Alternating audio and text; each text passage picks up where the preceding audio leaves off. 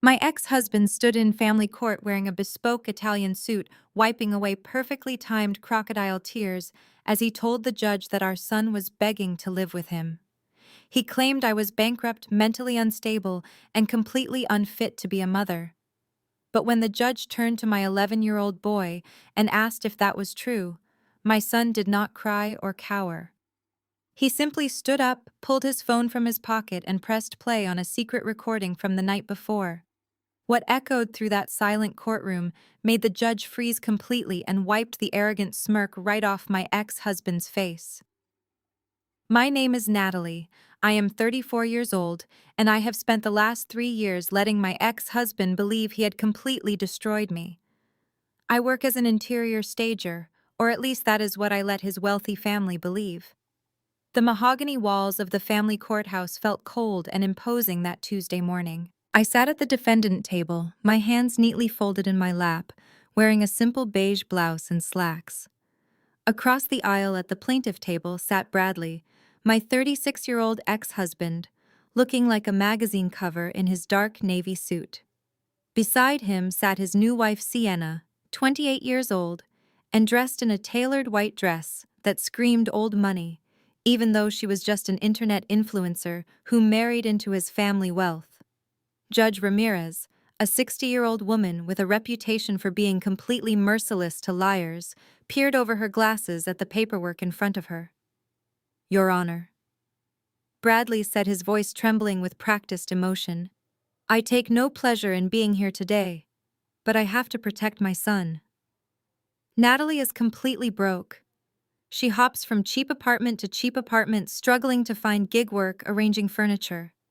She is mentally unstable, erratic, and deeply depressed. Just last night, Leo called me in tears. He begged me to save him. He wants to live with Sienna and me permanently." Sienna reached over and placed a manicured hand on Bradley's shoulder, offering the judge a look of deep maternal sorrow. "We just want to give the boy a stable, loving home." "Your Honor," she whispered loud enough for the court reporter to catch. "He needs a real mother figure." I did not react. I did not scream or call them liars. I just kept my eyes fixed on my son Leo, who was sitting quietly next to my lawyer. Leo was 11, going on 30, a quiet, observant boy who had seen far too much of his father's cruelty behind closed doors. Judge Ramirez sighed heavily, looking at me with a mixture of pity and sternness. "Ms. Natalie, these are very serious allegations. If you cannot provide proof of stable income and housing today, I will have no choice but to grant emergency temporary custody to the father. But before we get to the financial disclosures, I want to hear from the child." The judge softened her tone and leaned forward. "Leo, sweetheart, you do not have to be afraid. Did you tell your father you want to live with him? Is your mother unable to take care of you?" Bradley turned to look at Leo, giving him a sharp warning glare. It was the same look he used to give me when we were married, the look that meant I would pay for it later if I stepped out of line. Leo stood up. He was wearing his favorite green sweater, looking so small in that massive courtroom, but his eyes were completely steady. "No, Your Honor," Leo said clearly. "I never said that." "My dad is lying." Bradley shot out of his chair. "Your Honor, the boy is clearly manipulated. Natalie has brainwashed him." "Sit down." "Mr. Bradley." Judge Ramirez snapped her gavel, hitting the sounding block with a sharp crack. "Let the boy speak." Leo slowly tapped his small smartphone screen. Bradley's arrogant, confident smirk vanished instantly. The audio was slightly muffled but undeniably clear. My ex-husband's harsh, aggressive voice filled the massive courtroom. "Tomorrow, you tell the judge you hate your mother, or I call the bank and have her evicted from that trashy apartment. I will make sure she starves out on the street. You will tell them she is crazy, or I swear to God, I will cut off your health insurance, and you can both rot. Do you understand me? Before I continue this story, let me know where you are watching from in the comments below. Hit like and subscribe if you have ever had to stand up to family who underestimated your worth. The absolute silence in the courtroom lasted for only a few seconds before Bradley's attorney, a man whose custom-tailored suit likely cost more than my first vehicle, cleared his throat loudly. He did not look rattled in the slightest.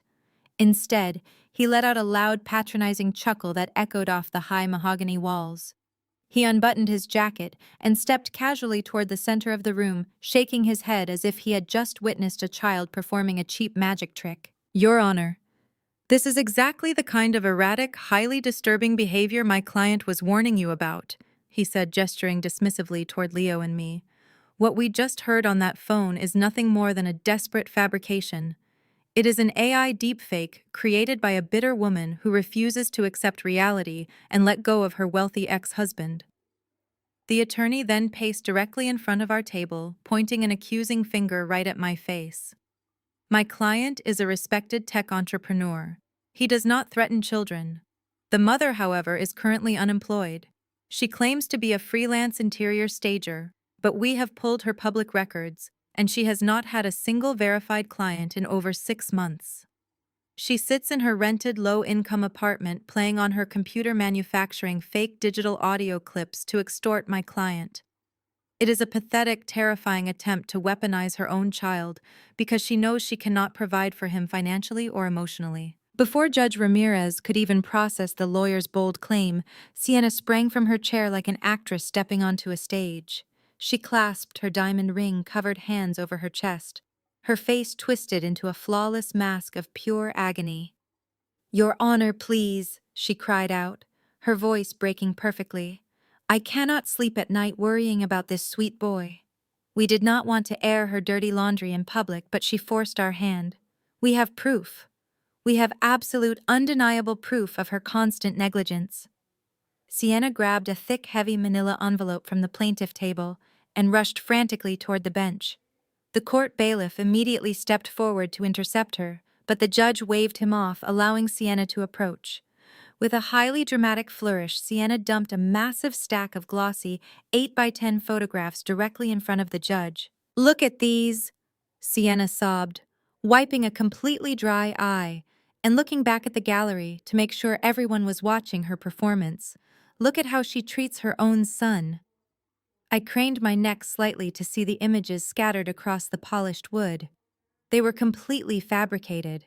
They were heavily manipulated pictures showing a woman who looked vaguely like me stumbling out of a filthy dive bar at 2 in the morning. Another photo showed my current apartment building with a digital timestamp of midnight, claiming I had left Leo completely alone in a dangerous neighborhood while I went out partying with strangers. The Photoshop work was decent enough to fool an untrained eye at first glance, making me look like a disheveled, reckless mess. "We hired a private investigator," Sienna lied smoothly, returning to Bradley's side and grabbing his arm for emotional support. "He took these last week. She leaves Leo completely unattended in that tiny roach-infested apartment. She spends whatever meager child support Bradley gives her on alcohol and nightlife. She is an unfit mother, Your Honor. Leo deserves our sprawling estate where he has his own private bedroom, a personal tutor and a mother figure who actually stays home to care for him properly." Bradley nodded gravely, acting the part of the deeply concerned wealthy father to absolute perfection. "I just want my son safe." "Your Honor," he said, his voice thick with fake paternal emotion. "She is highly unstable. I am offering him a life of immense privilege, absolute security, and endless love. She is offering him a life of crushing poverty and dangerous neglect. You have to grant me emergency physical custody right now today before she does something drastic that gets my boy hurt." Judge Ramirez slowly picked up the scattered photographs. Her expression, which had softened briefly when Leo played his recording, now hardened into solid granite. She scrutinized the glossy images, her jaw clenching tight. Family court judges deal with terrible, tragic situations every single day, and the mere suggestion of child abandonment was enough to make her blood run cold. She meticulously placed the photos down in a neat stack and locked her piercing brown eyes right on me. The temperature in the room seemed to drop 10 degrees. "Miss Natalie Judge Ramirez," said, her voice dropping an octave, carrying a dangerous heavy weight. The Family Court of New York does not take allegations of child abandonment lightly, nor do we look kindly upon the manufacturing of digital evidence to manipulate custody proceedings. Your ex-husband and his wife have presented documented claims regarding your highly questionable lifestyle and your complete financial ruin. They have painted a picture of a mother who cannot even keep the lights on, let alone raise a child in a safe, healthy environment. The judge leaned forward, folding her hands tightly together, resting them on the towering wooden desk. I am giving you exactly one opportunity to respond to these severe allegations. I want immediate documented proof of your current employment. I want certified tax returns, recent bank statements, and irrefutable proof of a safe living environment. If you cannot produce undeniable hard evidence of your financial stability right here and right now, I will sign the emergency order handing full custody to the father before you can even walk out of those double doors. Do you understand me? My court-appointed lawyer shifted nervously in his seat, instantly reaching for his beat-up briefcase with shaking hands. But I placed a calm, steady hand on his wrist, stopping him from digging around.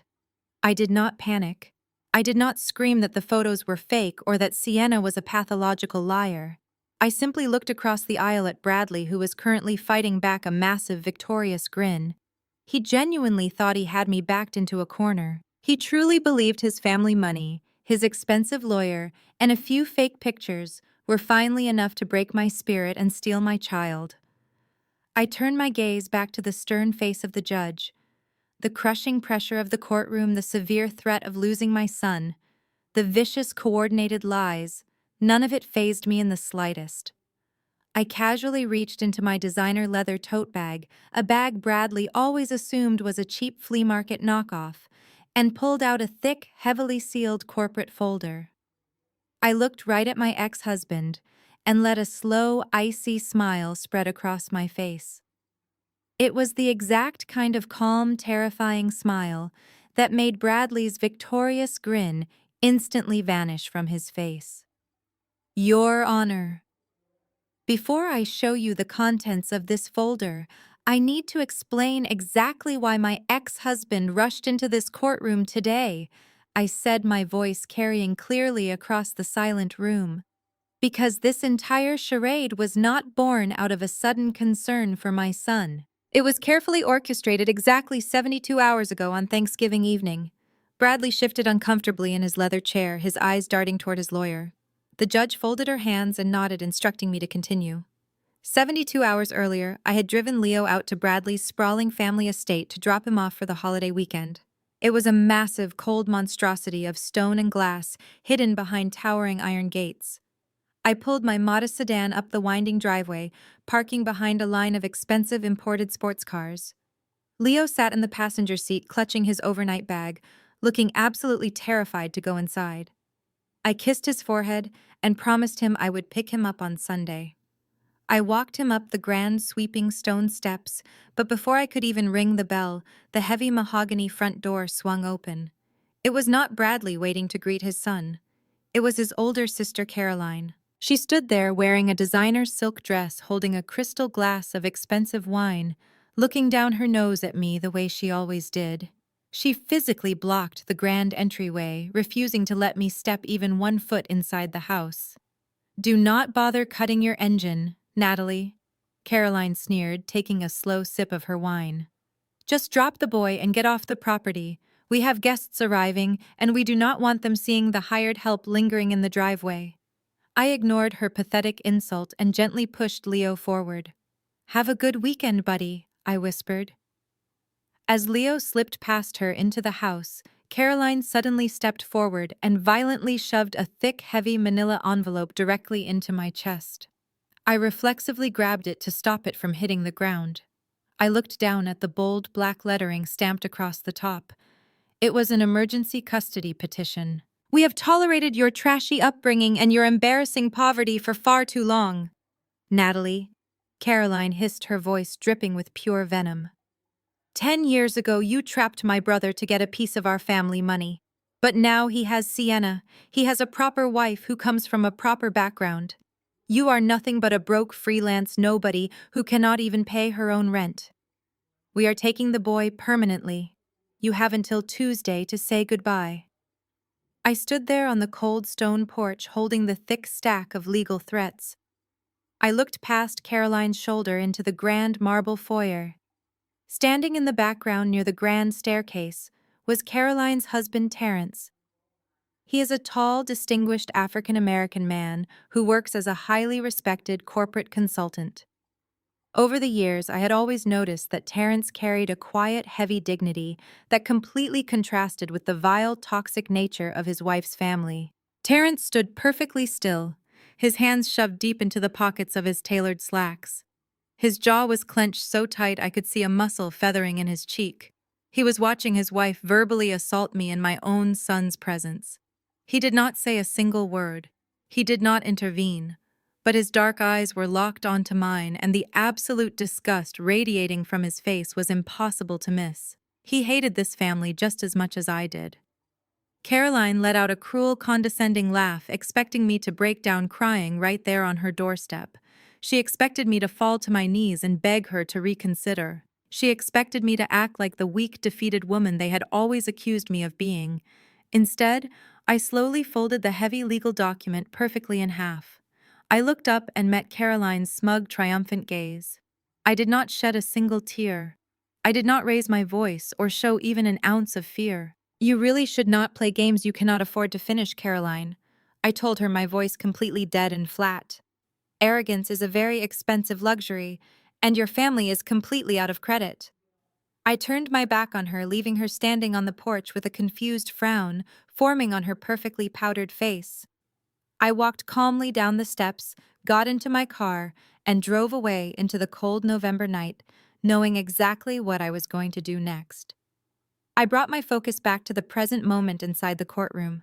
I looked right at Judge Ramirez and placed my hands firmly on the heavy corporate folder I had just pulled from my bag. "They ambushed me on Thanksgiving, Your Honor," I stated firmly. "They handed me those fake custody papers and threatened to bury me in legal fees because they genuinely believed I was just a struggling interior stager. They believed they could crush me with their wealth." I opened the folder. But what Bradley and his family do not know is that I do not arrange furniture for a living, and I am far from broke. Before I hand these financial documents to the bailiff, I told the judge, keeping my voice perfectly steady, "There is one more crucial detail about that Thanksgiving night you need to understand." Because while Caroline was busy threatening me on the front porch, she failed to notice what was happening right behind her. As I had turned to walk down the sweeping stone steps, I realized my gray wool scarf had slipped from my shoulder and fallen onto the frost-covered ground. I stopped and turned back to retrieve it. But the heavy mahogany front door opened again. It was not Caroline this time. It was Terrence. He stepped out into the freezing night air, leaving the warmth and the loud, arrogant laughter of his wife's family behind him. He picked up my scarf and walked slowly down the long driveway toward my parked car. The crisp autumn leaves crunched beneath his expensive leather shoes.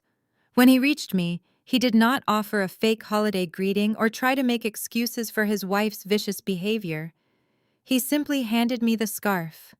His dark eyes held a profound weight, a mixture of exhaustion and silent solidarity. "They are going to play incredibly dirty," Terrence told me, his voice barely above a whisper, so his words would not carry back to the house. "Bradley is desperate, and desperate men do terrible things. Do not let them break you." I took the scarf and nodded.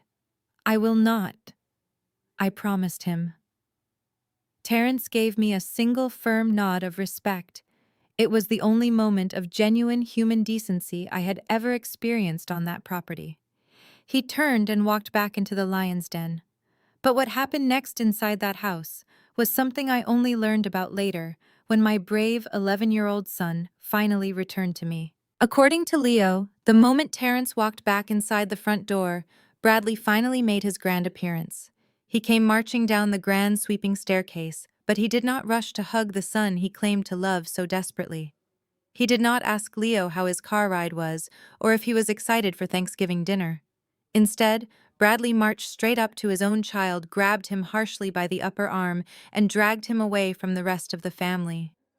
Bradley pulled Leo down a long, dimly lit hallway and shoved him inside his private mahogany-paneled study.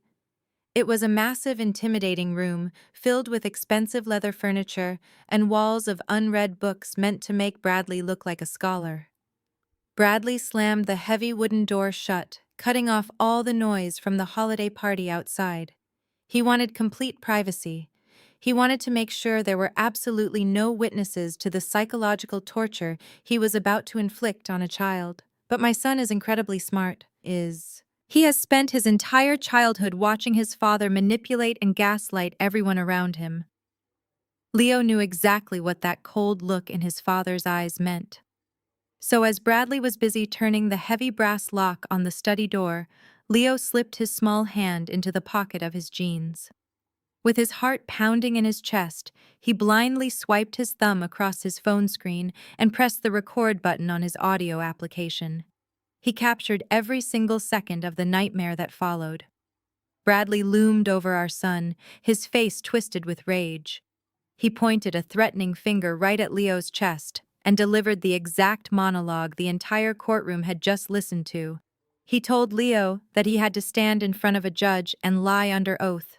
He threatened to call the bank and have me thrown out onto the street. He threatened to cancel Leo's health insurance. He promised to make us both starve if Leo did not follow his exact script. "Do we have an understanding, boy?" Bradley had hissed, his voice dripping with pure malice. Leo, terrified, but holding his ground, silently nodded his head.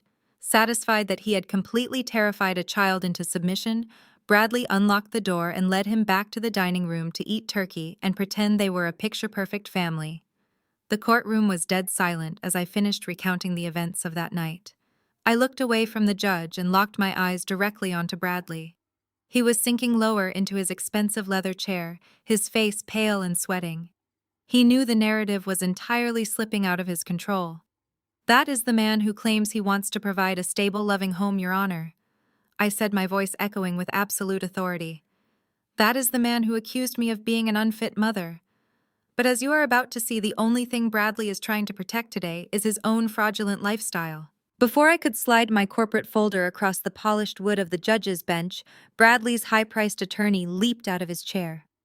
"Objection, Your Honor!" he practically shouted, waving his hands in the air to break the momentum I had just built. "The defendant is attempting to distract this court from the actual issue at hand by dragging us into a dramatic storytelling session about a holiday party. We are not here to discuss family disagreements. We are here to discuss the imminent danger to a child's physical and financial well-being." The attorney did not even wait for Judge Ramirez to rule on his outburst. He snatched a thick stapled packet from his leather briefcase and marched directly toward the bench. He moved with the desperate, aggressive energy of a man who is being paid an exorbitant amount of money to win at any cost. "Your Honor, I have right here a certified financial inquiry pulled just yesterday morning," the attorney declared, his voice booming with artificial authority. He slapped the packet down in front of the judge. "This court needs to look at the cold, hard facts. Natalie is not just struggling, she is completely drowning. She has defaulted on multiple high-interest loans and maxed out an endless string of credit cards, trying to keep her pathetic interior staging business afloat." My court-appointed lawyer shifted nervously again, practically sweating through his cheap suit. But I kept my eyes completely locked on Bradley's attorney, watching him perform his expensive theatrical routine. "According to these records, the mother is currently over $500,000 in debt," the attorney stated, emphasizing every single syllable for maximum dramatic effect. $500,000, Your Honor. These are not mere allegations. These are sworn statements from collection agencies. She has shell accounts, she has hidden penalties, and she is facing imminent litigation from 3 separate banks. Her rented apartment is 30 days away from being seized. She is backed into a terrifying financial corner, and that makes her incredibly dangerous. That is why she manufactured that fake audio recording of my client. She is trying to extort him to pay off her massive debts because she is a sinking ship." Judge Ramirez picked up the packet. Her thick silver eyebrows drew together in a tight, severe knot. I knew exactly what she was looking at. because I knew exactly how Bradley operated.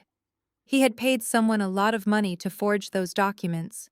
He had taken the small business loan I had co-signed for him years ago during our marriage, the one he swore he had paid off, and manipulated the paperwork to make it look like I was the sole guarantor of a massive ballooning debt. The papers looked incredibly authentic, featuring official-looking bank logos, notarized stamps, and complex spreadsheets mapping out a fictional history of financial ruin. The courtroom grew so quiet you could hear the hum of the air conditioning vents. Sienna let out a soft, theatrical gasp, covering her mouth in faked horror. "Oh my God," she whispered loudly enough for the gallery to hear. "That poor boy is living in absolute squalor." I turned my head slightly and looked at Bradley. He was leaning back in his expensive leather chair, looking completely relaxed. He caught my eye and offered a sickeningly triumphant smirk. He leaned forward, resting his elbows on the heavy oak table, and mouthed 3 words directly at me. "You are nothing." It was the same exact phrase he used to whisper to me in the dark when we were married. It was his favorite weapon, designed to make me feel small, powerless, and entirely dependent on his family wealth. He genuinely believed that this forged piece of paper was the final nail in my coffin. He thought he had successfully painted me as a desperate, broke, and unhinged woman who was entirely unfit to raise a child. The judge took off her reading glasses and rubbed the bridge of her nose. The stern pity in her eyes was agonizing to witness. She looked at me with deep, extreme concern.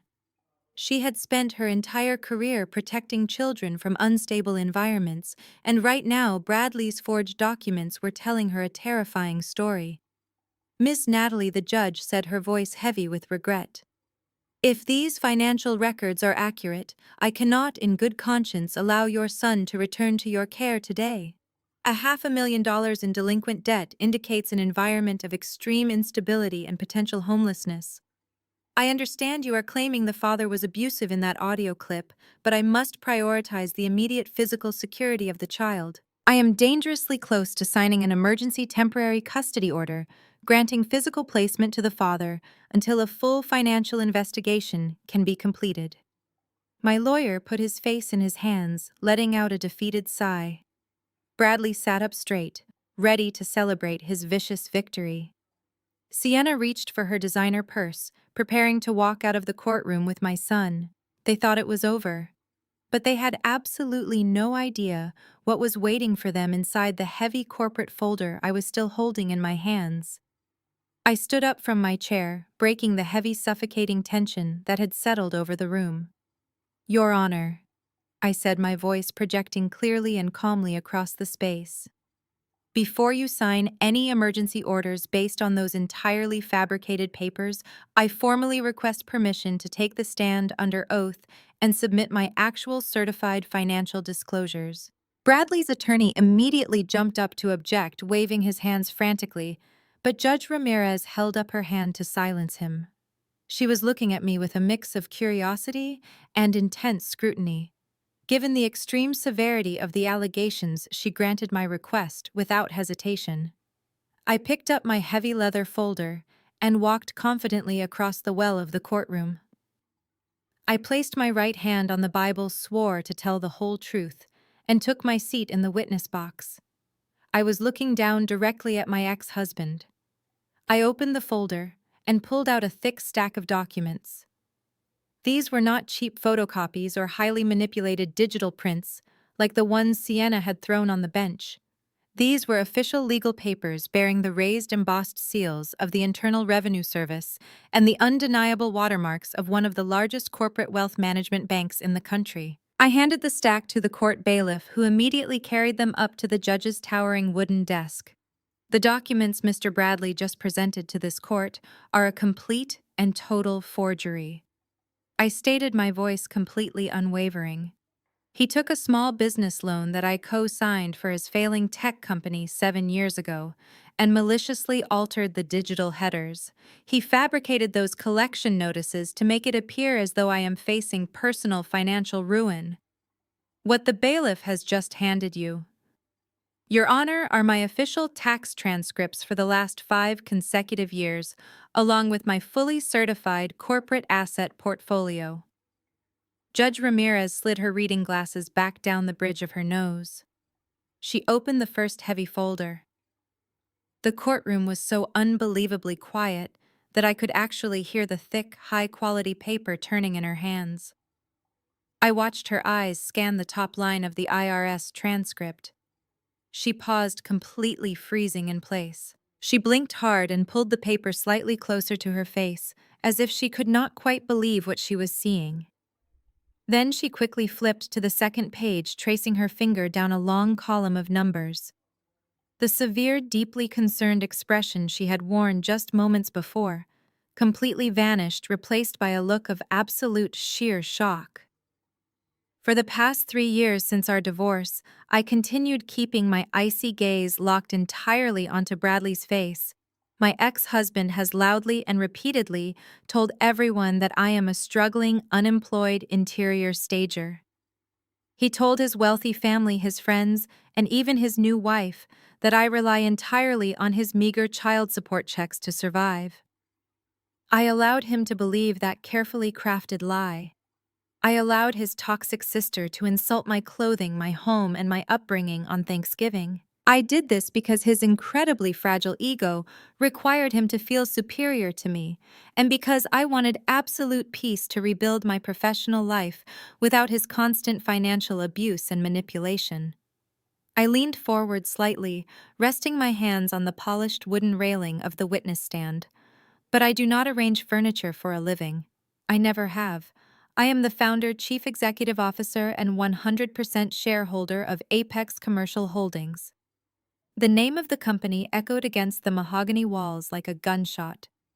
Bradley's high-priced lawyer suddenly stopped shuffling his legal pads. He froze completely, his head snapping up to look at me. He instantly recognized the name. Anyone who operated in the corporate business sector in this city knew that name. We are a private commercial real estate firm, I explained to the court, maintaining my deadly calm demeanor. We acquire, develop, and manage high-value corporate properties across the entire eastern seaboard. I do not have a negative net worth. I am not facing eviction from a low-income apartment.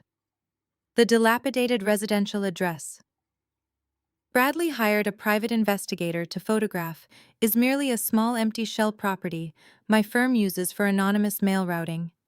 As those certified banking documents and tax returns clearly confirm my actual personal net worth is well over $40 million. I can provide for my son in ways my ex-husband could never even begin to comprehend. The entire courtroom went dead silent. It was a heavy, crushing vacuum of sound where no one even dared to breathe. Sienna dropped her designer handbag onto the floor with a loud thud, her jaw literally falling open as she stared at me in pure, unadulterated disbelief.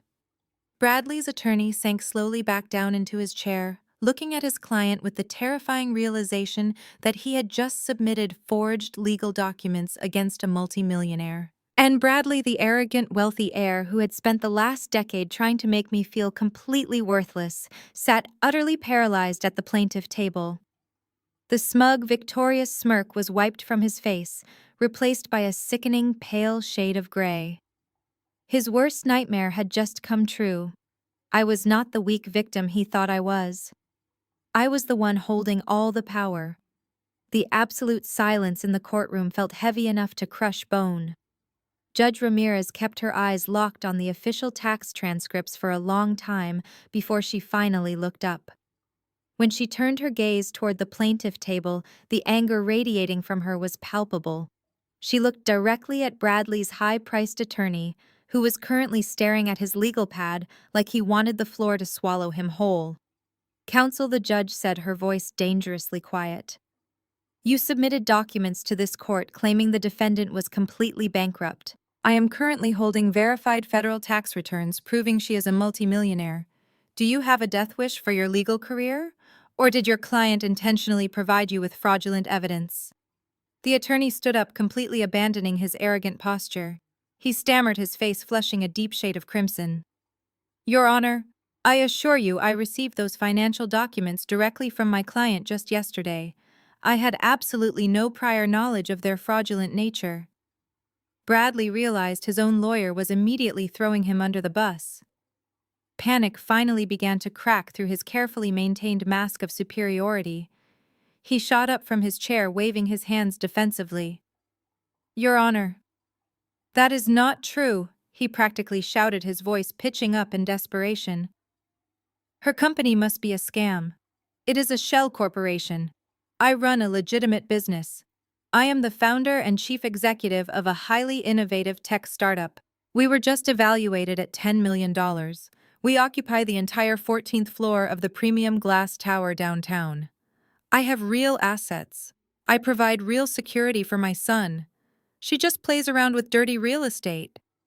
I sat perfectly still in the witness box, listening to him brag about his office space.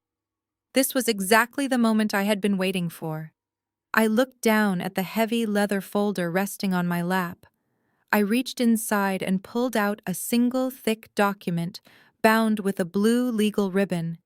I waited for Bradley to finish his frantic, desperate bragging before I spoke. "Your Honor," I said, projecting my voice clearly over Bradley's frantic rambling. "My ex-husband is absolutely correct about one very specific detail. He does indeed occupy the entire 14th floor of that premium glass tower downtown. It is a beautiful state-of-the-art commercial space, with floor-to-ceiling windows and sweeping views of the city skyline." I handed the blue-bound document to the bailiff, who immediately walked it over to the judge. What my ex-husband does not realize, however, is who actually owns that beautiful skyline view. I continued watching Bradley's face closely. 8 months ago, Apex Commercial Holdings executed a massive private acquisition of downtown properties. We bought that glass tower in a quiet off-market cash transaction. I am not just a woman he used to belittle and control, I am his commercial landlord. Bradley's jaw literally dropped. He fell backward into his heavy leather chair as if he had been physically shoved. His eyes darted wildly toward his lawyer, begging him to object, begging him to find a loophole, but the lawyer was already reading the copy of the deed of trust with a look of pure defeat. And since Mr. Bradley so graciously brought up the tremendous success of his innovative tech startup, I think it is only fair that this court sees exactly how successful his business truly is, I said, pulling another stack of papers from my folder. I handed a printed financial ledger to the bailiff. "This is the official rent ledger for his corporate lease, pulled directly from my accounting department this morning." Judge Ramirez took the ledger and scanned the columns. Her severe expression darkened even further. "As you can clearly see, Your Honor, Mr. Bradley has not paid a single dime of commercial rent in 6 consecutive months." I explained, my voice steady and unyielding. "His primary investors pulled their funding last spring when his prototype completely failed. His tech company has 0 incoming revenue, 0 operating capital, and absolutely no legitimate prospects. He is completely drowning in corporate debt. The only reason I did not have my property managers lock him out of the building 5 months ago was because I wanted to see exactly how far he would take this pathetic charade." I reached into my folder one last time and pulled out a bright yellow sheet of paper. "This is an official commercial eviction notice signed by my legal department yesterday afternoon. By the time this court adjourns today, his fancy glass office doors will be permanently padlocked. All of his remaining office equipment will be seized to cover his massive unpaid balance. He has absolutely nothing left. The wealthy, arrogant facade Bradley had worn for his entire life shattered into a million unfixable pieces right there in the courtroom." He sat paralyzed, staring blankly at the polished wooden table, unable to form a single coherent word. Beside him, Sienna looked like she was about to be sick. "You told me the company was expanding." Sienna whispered, her voice shaking with absolute horror. "You said we were rich. You said you bought me a diamond tennis bracelet last week." Bradley could not even look at her. He just stared at the floor, breathing heavily. Judge Ramirez dropped the eviction notice onto her desk with a loud slap. "Let me make sure I am fully understanding this situation. Mr. Bradley," she said, her voice dripping with pure judicial disgust, "you came into my courtroom demanding emergency custody of a child, claiming the mother was financially ruined and unstable. You submitted forged banking documents to support your lies, and all the while, you were secretly bankrupt, dodging eviction, and secretly squatting in a commercial building owned entirely by the very woman you were trying to destroy. I looked at my son Leo, who was sitting quietly next to my lawyer. He gave me a small, brave smile. The man who had terrorized us for years was finally completely exposed. The quiet moment between my son and me was violently interrupted by the sound of a chair scraping harshly against the floorboards. Sienna could no longer contain herself. The horrifying realization that she was legally tethered to a bankrupt fraud was too much for her superficial mind to process. She shot up from her seat, her designer white dress suddenly looking incredibly out of place. Her face was flushed dark red, and her hands were trembling violently as she pointed a manicured finger directly at me. "She is extorting us!" Sienna shrieked, her voice completely, losing its practiced soft tone and pitching into a desperate, hysterical wail. "She is using her ridiculous real estate money to blackmail my husband. This is revenge. She is just a bitter, jealous ex-wife who cannot stand the fact that Bradley chose a younger, more beautiful woman to build a high-profile life with." Judge Ramirez immediately reached for her gavel, but Sienna was entirely beyond the point of reason. She was caught in a panic spiral, hyperventilating as she desperately tried to convince the room and herself that her luxurious influencer lifestyle was not a complete sham. "He is not broke," Sienna screamed, leaning over the plaintiff table and glaring at the judge. "He is a highly successful tech founder. He provides for me perfectly. She is lying about his accounts. Just last week, he transferred $200,000 directly into my personal business account so I could launch my new luxury skincare line. He buys me thousands of dollars in designer bags for my social media giveaways every single month. We just booked a first-class trip to Milan for Fashion Week. He has plenty of money." The sheer stupidity of her outburst hung in the air like a thick fog. Sienna thought she was defending Bradley's honor and proving his wealth. She genuinely believed that listing off her extravagant recent purchases would somehow invalidate the certified eviction notice and the massive corporate debt I had just presented. She lacked the basic financial literacy to understand what she was actually confessing to on the public court record. Bradley lunged forward and grabbed Sienna's wrist, violently yanking her downward. "Shut your mouth, you absolute idiot!" he hissed through clenched teeth, his eyes wide with pure terror. But the damage was already done. Bradley's expensive attorney did not even try to object. He simply took off his glasses, placed them quietly on the table, and rubbed his temples with both hands. He knew instantly that his client had just crossed the line from civil family court matters straight into federal felony territory. Judge Ramirez slowly lowered her gavel. She did not yell. She did not reprimand Sienna for the outburst. Instead, the judge leaned forward, her eyes narrowing with a sharp, predatory focus. She looked at the court reporter who was furiously typing every single word Sienna had just screamed. "Hold on a moment," Judge Ramirez said, her voice slicing through the remaining tension like a razor blade. "Let us unpack what you just shouted to this entire courtroom. You are stating for the official record that Mr. Bradley transferred $200,000 to your personal account last week."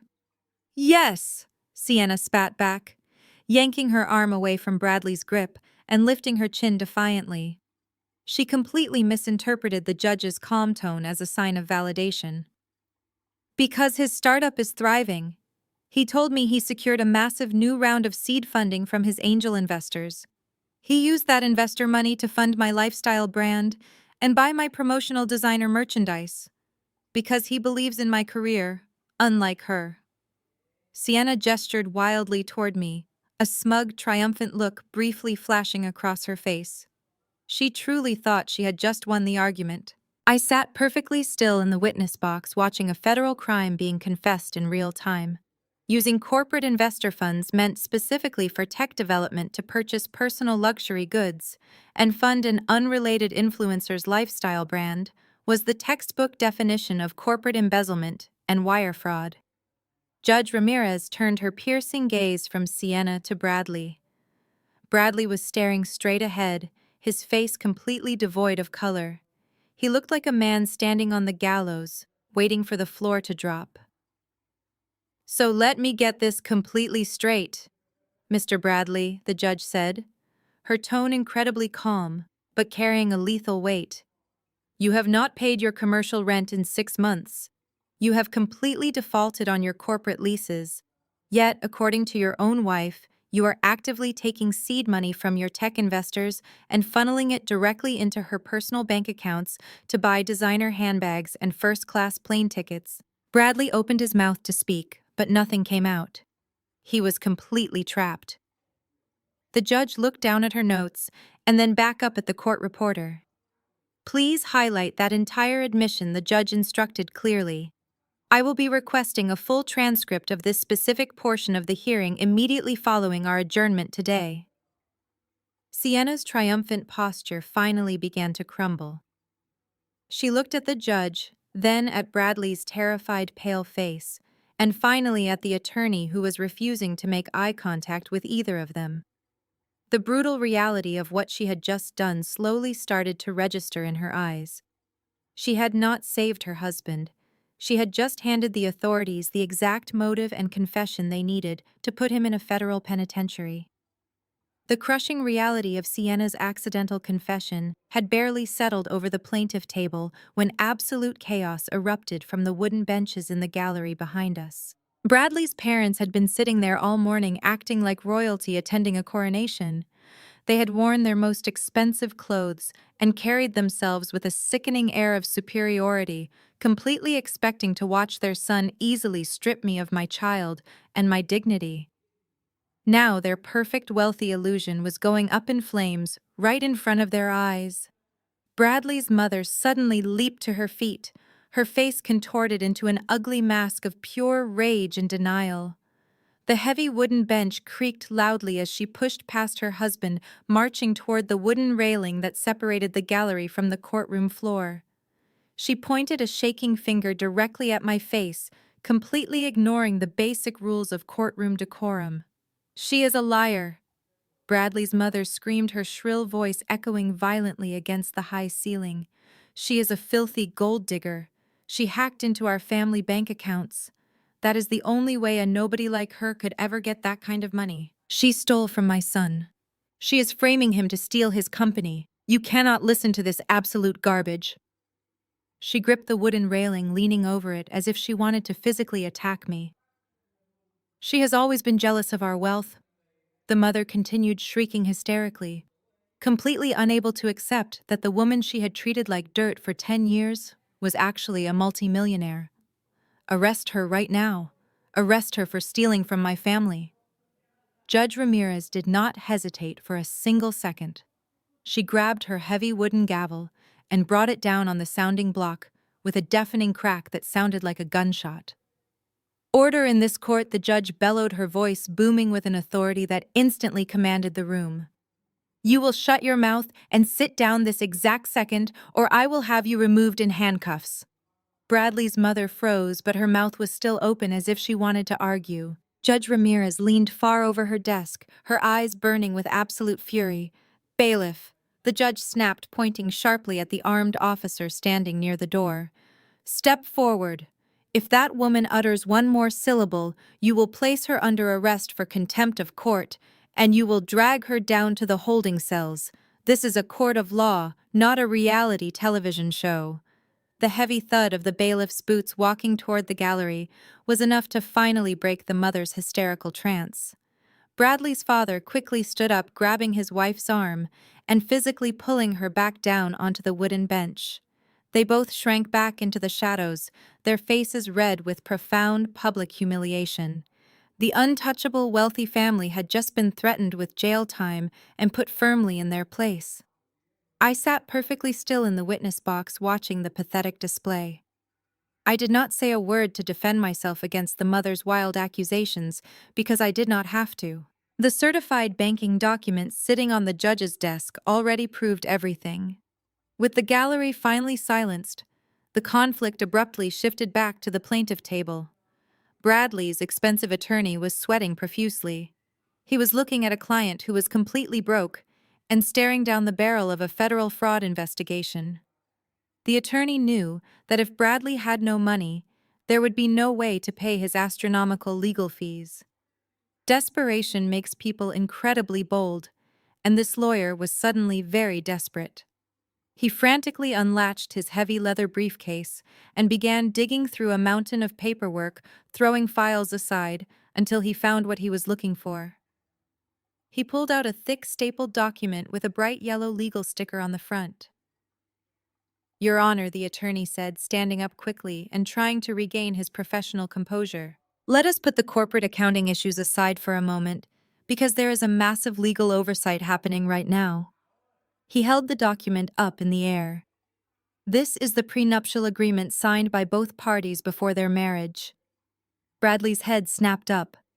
A sudden desperate glimmer of hope flashed in his eyes. The attorney walked confidently toward the bench, practically vibrating with renewed energy. According to the financial documents the defendant just submitted, Apex Commercial Holdings was officially incorporated 3 months before the divorce decree was finalized by the state. That means the foundation of this $40 million enterprise was established during the legal marriage. The lawyer turned around and pointed a victorious finger at me.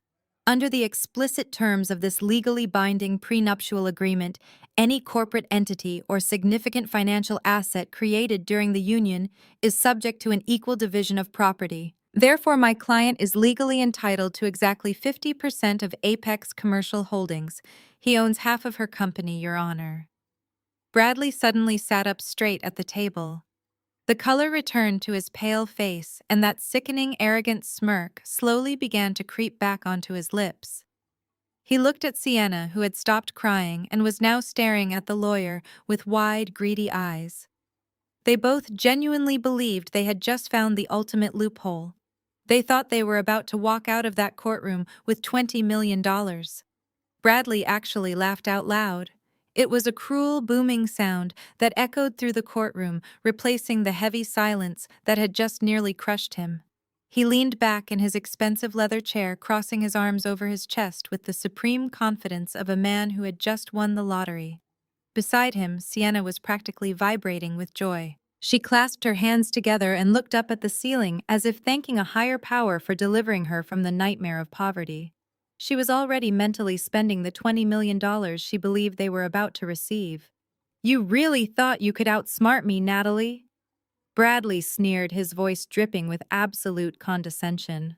He leaned across the heavy oak table, pointing a perfectly manicured finger directly at me. "You spent years building up this massive real estate company, hiding it in the shadows, working yourself to the bone, and for what? Just to hand half of it right over to me on a silver platter. I want immediate access to those corporate accounts, Your Honor. I want my 50% stake formally recognized by this court today." His highly paid attorney stood tall beside him, looking incredibly pleased with himself. He smoothed his expensive silk tie and offered the judge a polite professional nod, genuinely believing he had just executed a brilliant legal maneuver that would secure his exorbitant hourly fees. But I did not panic. I did not break down in tears or shout in frustration. I simply sat in the wooden witness box and let out a soft, quiet sigh. I looked over at my own court-appointed lawyer. Earlier in this hearing, he had been sweating through his cheap suit, completely overwhelmed by the aggressive legal team across the aisle. But right now, a slow, genuine smile was spreading across his face. He picked up a slim manila folder from our table and casually stood up. "Not so fast, counselor," my lawyer said, his voice steady and completely devoid of fear.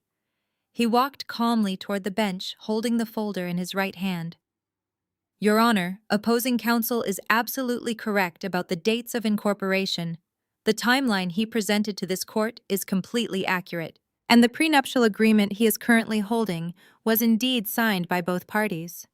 However, there is a massive glaring omission in his current legal argument." Bradley's victorious smile faltered just a fraction. His attorney frowned, stepping slightly to the side. "What omission?" the attorney demanded sharply. "The contract is ironclad." "It was ironclad," my lawyer corrected him smoothly, "until your client deliberately and secretly voided it exactly 2 years ago." My lawyer handed the manila folder up to Judge Ramirez. "Your Honor, What I have just submitted to the court is a certified federal filing from the United States Bankruptcy Court for the Southern District of New York. 2 years ago, Mr. Bradley made a disastrous private investment in a highly volatile foreign commodities market. He lost a tremendous amount of money. He was absolutely terrified that his wealthy parents would find out about his massive financial failure and cut him off completely. So behind his family's back, and without informing his new wife, he filed for Chapter 7 personal bankruptcy to wipe out his debts. A loud, sharp gasp echoed from the gallery. I did not even need to look back to know it was Bradley's mother. Her precious, successful son had just been exposed as a massive financial failure right in front of everyone. Bradley jumped to his feet, his face instantly draining of all color. "Shut up!" he yelled at my lawyer. "That document was supposed to be sealed. That has absolutely nothing to do with this family court proceeding." "It has everything to do with this proceeding," Judge Ramirez barked, slamming her heavy wooden gavel down on the sounding block to silence him. "Sit down and let the man finish his statement." My lawyer turned slightly so he could look directly into Bradley's terrified eyes. "When you file for federal bankruptcy, you are legally required to declare every single asset you own and every single potential financial claim you possess under penalty of perjury. When Mr. Bradley filed 2 years ago, he explicitly swore under oath that he had no outstanding claims to any of his ex-wife's assets. If he truly believed he was entitled to half of Apex Commercial Holdings, he was legally obligated to report it to the federal bankruptcy trustee. Because he intentionally hid it, he completely forfeited any right to pursue it now. Bradley's attorney looked like he was about to pass out. He grabbed the edge of the plaintiff table to steady himself, realizing the catastrophic legal hole his client had secretly dug for them both. "But it gets even worse for him," my lawyer continued, turning back to the judge. "If you flip to page 14 of the prenuptial agreement opposing counsel just presented, you will find a standard financial solvency clause. It clearly states that if either party declares personal bankruptcy after the dissolution of the marriage, any future claims to the other parties subsequently matured, business assets are immediately and permanently voided." Judge Ramirez quickly flipped through the prenuptial agreement, running her index finger down the page until she found the exact clause. She read it silently, then looked over at the certified bankruptcy filing. She meticulously matched the names, the dates, and the signatures. The trap was completely shut. There was absolutely no way out for him. The $20 million dream died in a matter of seconds. Sienna let out a high-pitched sobbing sound, burying her face in her hands. She finally realized she was not walking out of this courtroom rich. She was permanently chained to a man who was utterly, completely, and hopelessly broke. Judge Ramirez looked down at Bradley's expensive attorney. "Well, counselor," the judge said, her voice laced with absolute mockery, "it appears your client failed to inform you that he legally torched his own prenuptial agreement 2 years ago. He is not entitled to 50% of anything. He is entitled to absolutely nothing." Bradley collapsed back into his chair, staring blankly at the ceiling. The arrogant predator who had dragged me into this courtroom to steal my son and destroy my life was now sitting in the ashes of his own lies, entirely defeated. The silence after the judge's ruling was shattered by a sound I had never expected to hear. Sienna let out a piercing, guttural scream. It was not her usual performative cry for sympathy. It was the raw, terrifying sound of a woman who just realized her entire life was a carefully constructed lie. She turned her entire body toward Bradley, her eyes wide and bloodshot. "You filed for bankruptcy!" she shrieked, her voice cracking under the immense strain. "You looked me in the eye when we got married and you told me you were a millionaire. You told me my future was completely secure." Bradley tried to grab her hands, his face a mask of absolute panic. He knew that if Sienna turned on him completely, he had absolutely no one left to defend his fragile ego. "Sienna, please just lower your voice," he begged, glancing nervously up at the judge. "We can fix this together. I have a plan to get the money back. We just need to talk to my parents and figure out a new strategy." But Sienna was completely past the point of rational negotiation. She ripped her hands away from his grasp with such violent force that she knocked over a heavy pitcher of water sitting on the plaintiff table. It shattered against the wooden floorboards, sending sharp glass and ice everywhere. "There is no plan," Sienna screamed, leaning in so close to his face that their noses almost touched. "Your parents cannot save you anymore. You are a complete fraud. You let me sit here and brag about designer bags and expensive European vacations while you knew you were totally broke. You let me confess to federal crimes in front of a judge because you are too much of a coward to admit you are a massive failure." The rage completely consumed her. Sienna balled her manicured hands into tight fists and began hitting Bradley right there in the middle of the solemn courtroom. She struck his shoulder and his chest over and over again, her expensive diamond rings catching the harsh fluorescent light overhead. "You ruined my life," she wailed, hitting him harder with every single word. "You used me to play a part in your stupid fake life. You told me she was the crazy one, but you are the absolute psycho." Bradley threw his arms up, trying to shield his face from the barrage of sudden blows. "Stop it right now," he yelled, trying to push her away, but he was entirely too weak to overpower her frantic adrenaline-fueled assault. His highly paid attorney scrambled out of his chair, backing away toward the heavy wooden wall, completely abandoning his client to avoid getting caught in the physical crossfire. The lawyer wanted absolutely nothing to do with this escalating disaster because he knew his legal fees were never going to be paid. Judge Ramirez did not tolerate the violent physical outburst for more than a few seconds. "Bailiffs, separate them immediately," the judge roared, her voice echoing like thunder across the high mahogany ceiling. Two large uniformed court officers sprinted across the well of the courtroom. One officer grabbed Sienna by the waist, physically lifting her off the ground and pulling her firmly away from the plaintiff table. The other officer stepped directly between them, placing a heavy hand on Bradley's chest and forcing him to stay seated in his chair. "Let me go," Sienna screamed, thrashing wildly against the strong grip of the bailiff. Her perfect white designer dress was heavily wrinkled and stained with spilled water from the broken pitcher. Her carefully styled hair was an absolute mess, falling into her tear-streaked face.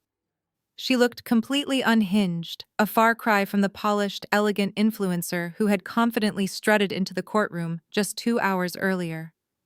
"I am filing for divorce, you broke, pathetic loser," she yelled, pointing a shaking finger at Bradley as the officer dragged her toward the wooden benches on the far side of the room. "I will not go to federal prison for you. I will tell the authorities absolutely everything you did." The united front of the villains was officially completely broken. The team that had marched into this building fully expecting to destroy me and steal my child was now violently eating itself alive. Bradley's parents sat frozen in the gallery, watching their perfect golden son get physically attacked by his perfect new wife. His mother was clutching her chest, breathing heavily, while his father stared at the floor in absolute crushing shame. They could not blame me for this disaster. They could not claim I was the problem anymore. Bradley sat slumped in his chair, his expensive Italian suit rumpled and his tie violently pulled to the side. He was breathing hard, staring blankly at the shattered glass and spilled water on the floorboards. He looked incredibly small and defeated. For the first time in his entirely privileged life, there was no family money to bail him out.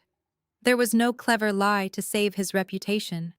He was entirely isolated and exposed as a massive financial and moral failure before the law. I sat quietly in the witness box, watching the absolute destruction of my abuser unfold. I did not feel pity. I did not feel sadness. I simply felt an overwhelming sense of profound relief. The monster who had terrorized me for a decade was finally powerless. But the trial was not over yet, because his desperate sister Caroline was about to make the worst mistake of her entire life to try and save him. The heavy oak doors at the back of the courtroom swung shut as the bailiffs escorted a hysterical Sienna out into the marble hallway. The echo of her screaming faded, leaving a stunned, heavy silence in its wake. Judge Ramirez let out a long, exhausted breath and pinched the bridge of her nose. She looked down at Bradley, who was still staring blankly at the shattered glass on the floor, completely broken and publicly humiliated.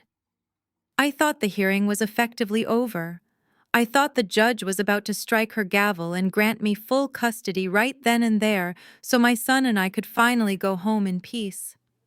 But the toxic loyalty of his family ran far deeper than I could have ever anticipated. From the second row of the wooden gallery, Caroline suddenly stood up. Her designer silk dress rustled loudly in the quiet room. She looked at her defeated brother, then turned her piercing gaze toward the judge. Her face was set in a mask of desperate determination. "Your Honor," Caroline called out, her voice shaking just enough to sound sympathetic, but loud enough to command immediate attention. "I know I am not formally listed as a witness today, but I am begging you to let me speak. A child's life is in immediate physical danger, and you are not seeing the whole truth here today." Judge Ramirez frowned deeply, her patience clearly running razor-thin after the explosive outbursts. "Mom, this is a formal legal proceeding, not an open public forum," the judge warned sternly.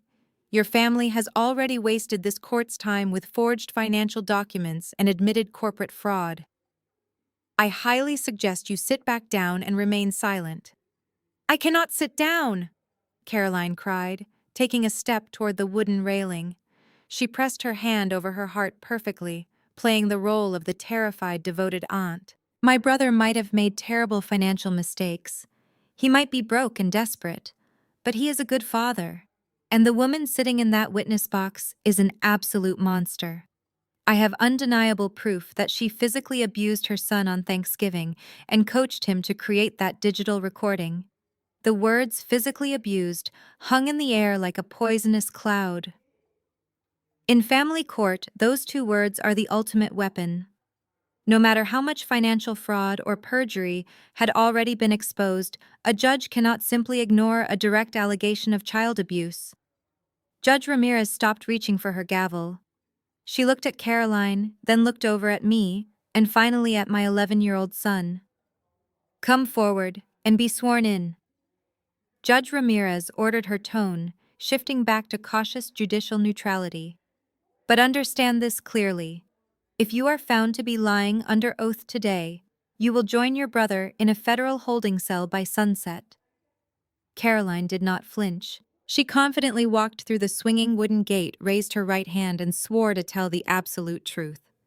She took her seat in the witness box, sitting perfectly straight. She refused to look at me, completely focusing her theatrical performance on the judge. "Tell me exactly what you witnessed," the judge demanded, leaning forward. "On Thanksgiving evening, when Natalie dropped Leo off at our family home, I went outside to speak with her." Caroline began weaving her lie with chilling precision. "I wanted to ask her about Leo's recent behavioral issues, but when I approached her car, I saw it happen. I saw Natalie grab Leo violently by the shoulders and shake him. She was screaming at him, telling him that if he did not record a fake audio clip framing his father, she would lock him in his bedroom for a week without food. She slapped him, Your Honor, right across the face. I felt my blood run completely cold. It takes a special kind of evil to sit in a court of law and invent a story about a mother beating her child." I looked back at the gallery and saw her husband Terrence sitting completely rigid. His hands were clenched into tight fists on his knees, his eyes burning with absolute disgust as he listened to his wife commit blatant, unforgivable perjury. But Caroline was not finished. She reached into her expensive leather handbag and pulled out a thick, sealed envelope. "I did not just come here with a story," she said, her voice thick with fake emotion. "I know how serious this is. That is why I immediately took action to protect my nephew." She handed the envelope to the court bailiff. Inside that envelope is a signed, sworn evaluation from Dr. William Arrington, a highly respected, licensed child psychologist. I took Leo to see him privately the day after Thanksgiving. Dr. Arrington spent 2 hours evaluating my nephew. His professional medical conclusion is right there in writing. He states unequivocally that Leo is suffering from severe physical trauma and extreme maternal manipulation. The doctor confirms that Leo confessed to him that his mother forced him to fake that audio recording. The bailiff handed the document up to the judge. Judge Ramirez broke the seal and began reading the official-looking medical letterhead. As her eyes scanned the page, the deep lines of concern returned to her face. A sworn statement from a licensed medical professional was a massive escalation. It was the kind of evidence that could instantly stall my victory and force Leo into the terrifying foster care system while a massive state investigation took place. Bradley slowly lifted his head from the table. A faint spark of hope returned to his dead eyes as he watched the judge reading the psychologist's report. He thought his sister had just saved him. He thought this fake doctor was the silver bullet that would finally destroy me. But as I looked at the signature on that medical report, a slow, cold smile crept back onto my face. Caroline had just made a fatal, catastrophic mistake, and my lawyer was already standing up ready to completely dismantle her fake expert. My lawyer did not even wait for the judge to finish reading the forged psychological evaluation.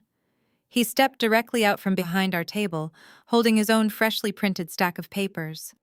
Your Honor, I must immediately object to the admission of that document into the official court record. My lawyer said, his voice ringing with absolute confidence. That evaluation is not a medical finding. It is a fabricated piece of fiction, written by a man who is not legally permitted to practice medicine in the state of New York or anywhere else in this country. Caroline gripped the edges of the witness stand, her perfectly manicured fingernails digging into the solid wood. Her fake expression of maternal concern started to crack instantly. I object to this slander, she snapped, glaring down at my lawyer. Dr. Arrington is a highly respected professional. He has a private practice. He had a private practice, my lawyer corrected her, stepping much closer to the witness box. Past tense. Your Honor, the man who signed that document, William Arrington, was stripped of his medical license exactly 3 years and 2 months ago. My lawyer handed a thick, heavily stamped packet up to the judge's bench. The state medical board revoked his credentials after a lengthy federal investigation revealed he was running a massive insurance fraud scheme, billing patients for hundreds of hours of phantom therapy sessions. He is a convicted felon, currently serving a 5-year probation sentence. Judge Ramirez dropped the fake psychological evaluation onto her desk as if it had suddenly caught fire. She ripped open the packet my lawyer had just handed her and quickly scanned the medical board revocation records. Her eyes darted from the official state seal back to Caroline, who was suddenly looking incredibly small in the witness box. The judge was absolutely furious. Submitting a fake medical document in a child custody case was an unforgivable offense, but my lawyer was nowhere near finished. He turned back to Caroline, holding up a glossy printed photograph.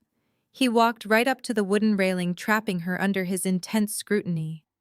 Ms. Caroline, since you just swore under oath that you sought out this man strictly for his highly respected professional medical opinion, perhaps you can explain this photograph to the court today. He turned the photo so the judge and the gallery could clearly see it. It was a picture pulled directly from Caroline's own public social media account. It showed Caroline and the disgraced fake doctor standing together on a pristine green tennis court, holding expensive rackets and laughing over glasses of champagne. The caption beneath the photo read, "Sunday doubles with my favorite partner in crime. You did not take my 11-year-old son to a legitimate medical clinic." My lawyer thundered, his voice echoing off the mahogany walls. "You took him to your private country club. You sat him down in the dining room with your disgraced tennis partner, and you intimidated a child into remaining silent while your fraudster friend drafted a fake psychological report on a stolen piece of obsolete medical letterhead. Is that not the absolute truth?" Caroline opened her mouth, but no sound came out. She looked wildly around the courtroom, desperate for someone to help her. She looked at Bradley, but he had already buried his face in his hands, knowing she had completely doomed them both. He could not save her. He could not even save himself.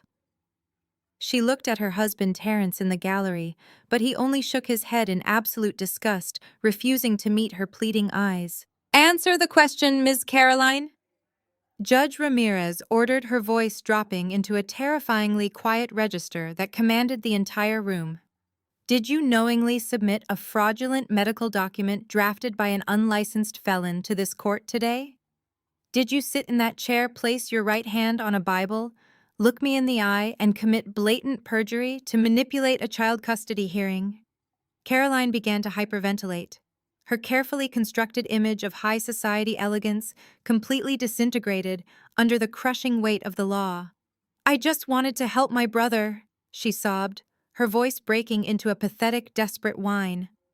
"Natalie is ruining our family. I had to do something to stop her."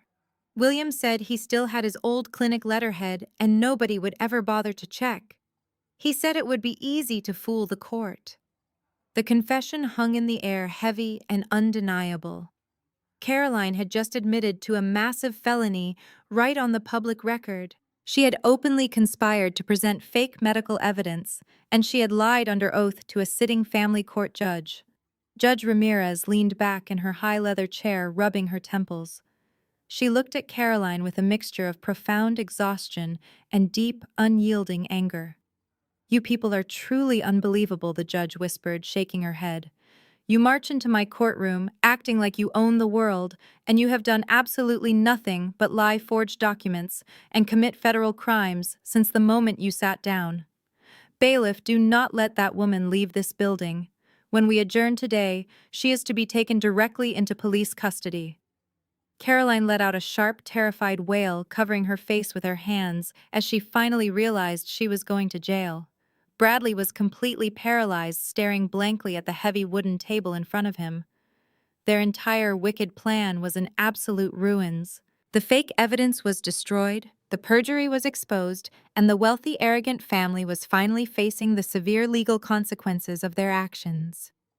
The heavy oak doors at the back of the courtroom remained tightly closed. Caroline was sobbing into her hands, her shoulders shaking violently, as the reality of her impending arrest crashed down upon her. Judge Ramirez was writing fiercely on her legal pad, preparing the official orders to have Caroline taken into police custody and to dismiss the emergency custody petition entirely.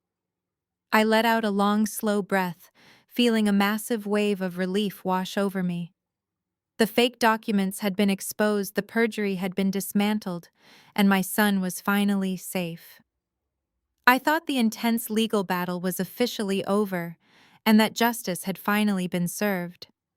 But justice needed one final undeniable voice to completely bury this family's toxic legacy forever.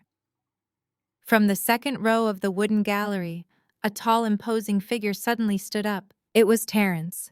He calmly unbuttoned his tailored suit jacket, his face completely expressionless. For over a decade, Terrence had sat quietly in the shadows, observing the relentless cruelty his wife and her family inflicted upon me. He was a highly intelligent African-American man who had built a lucrative career as a senior corporate consultant, relying on logic and integrity. He had always maintained a tight-lipped diplomatic distance from their dramatic chaos, simply to keep the peace in his own marriage. But today, watching them attempt to steal a child, using a disgraced felon, he had reached his absolute breaking point. "Your Honor," Terrence's deep, steady voice echoed through the massive courtroom, instantly slicing through his wife's frantic, pathetic crying. Caroline whipped her head around. When she saw her husband standing up and stepping out from the wooden benches, her tear-stained face twisted into a mask of pure, unadulterated horror. She knew exactly what he was about to do. "Terrence, no!" Caroline shrieked, her voice cracking into a desperate, panicked wail. "What are you doing? Sit back down right now. Please do not say anything."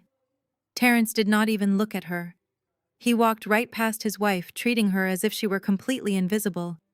His heavy leather shoes clicked sharply against the polished floorboards as he approached the swinging wooden gate that separated the public gallery from the legal floor. He stopped at the railing and looked directly up at the towering judge's bench. "My name is Terrence. he stated clearly, projecting his voice with absolute authority.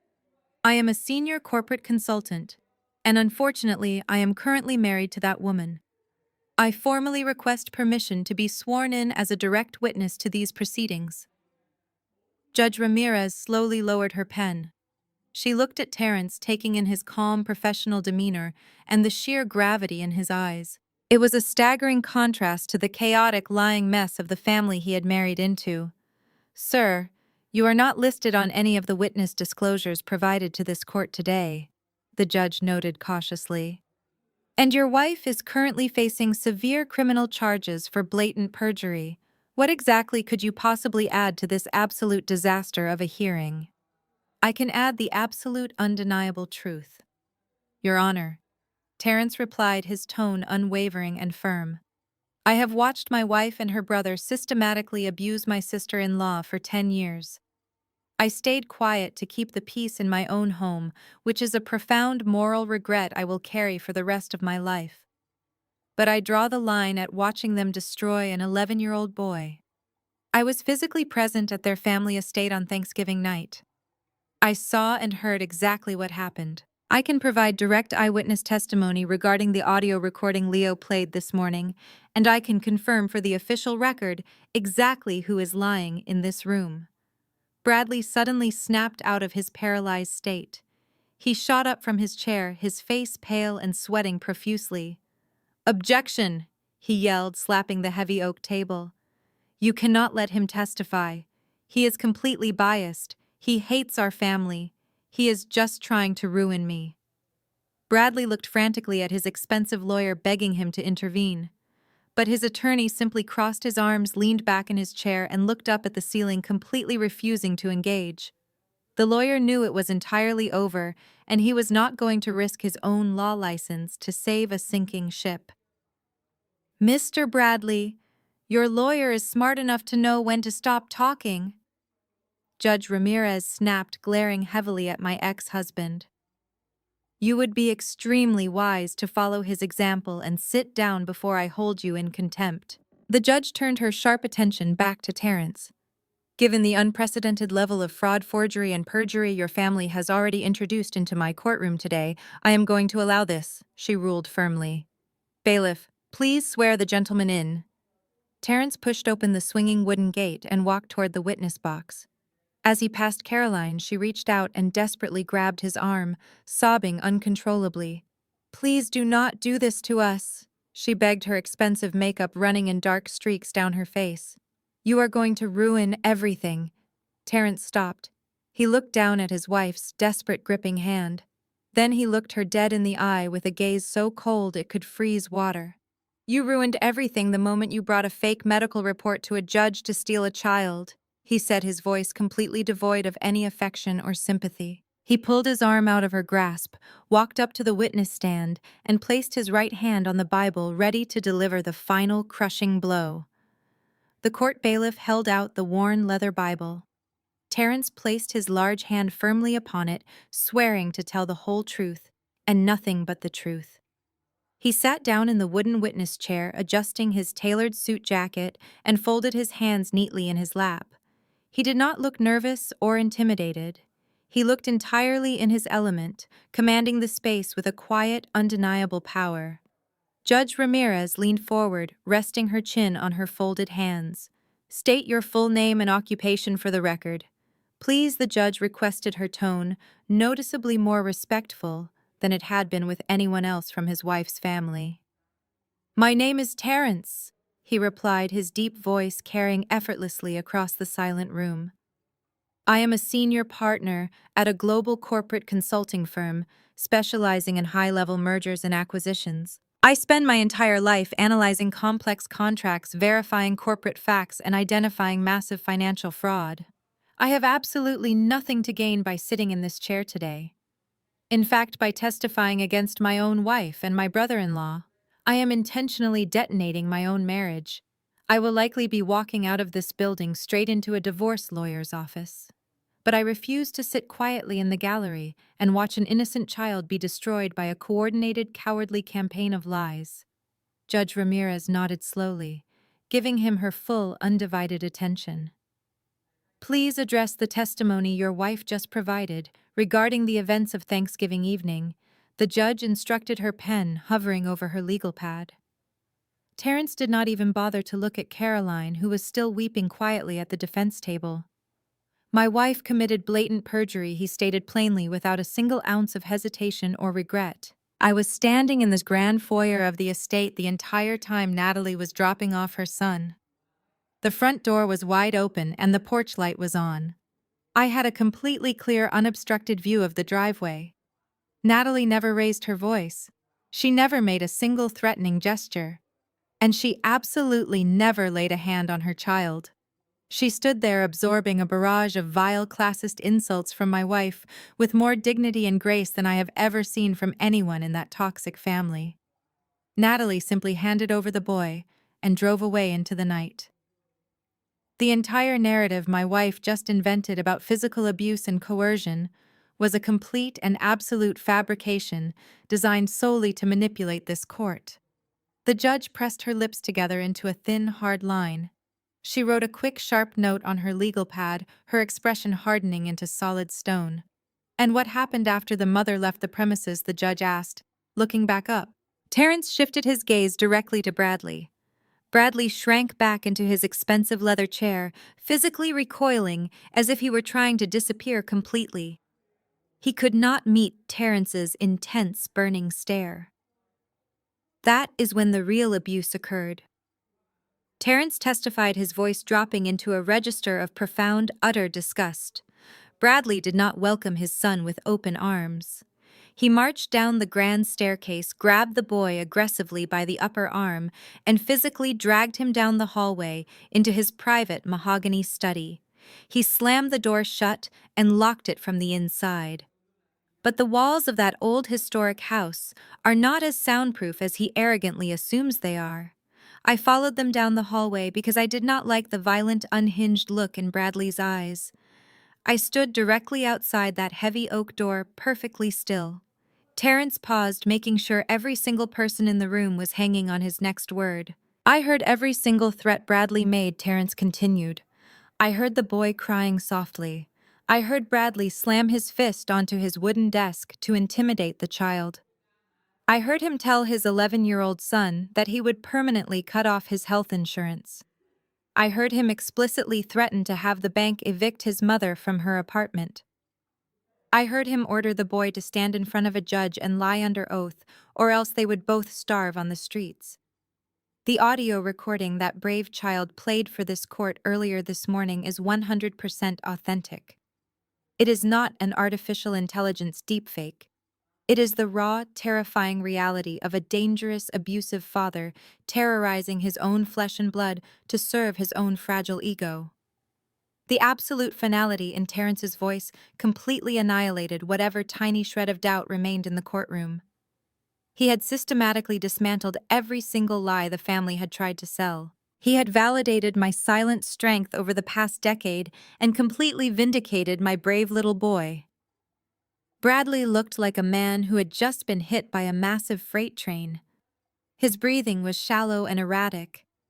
His highly paid attorney was already quietly sliding his legal pads back into his briefcase, completely abandoning the case and mentally calculating how fast he could exit the building.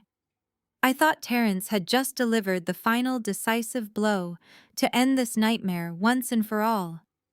But as he looked back up at the judge, his dark eyes narrowed slightly. He was not finished destroying them yet. Terrence remained perfectly still in the witness chair, allowing the crushing weight of his testimony to settle over the courtroom. Bradley was breathing in short, ragged gasps, his eyes darting frantically toward the heavy wooden doors at the back of the room, as if he were calculating his chances of making a run for it. Judge Ramirez finished writing her notes on the legal pad and let out a long, heavy sigh. She looked at Terrence with profound respect, clearly preparing to dismiss him from the stand and close the hearing. But Terrence did not move to stand up. Instead, he reached into the breast pocket of his tailored suit jacket. "Your Honor," he said, his voice cutting through the tense silence once again. "I am not completely finished.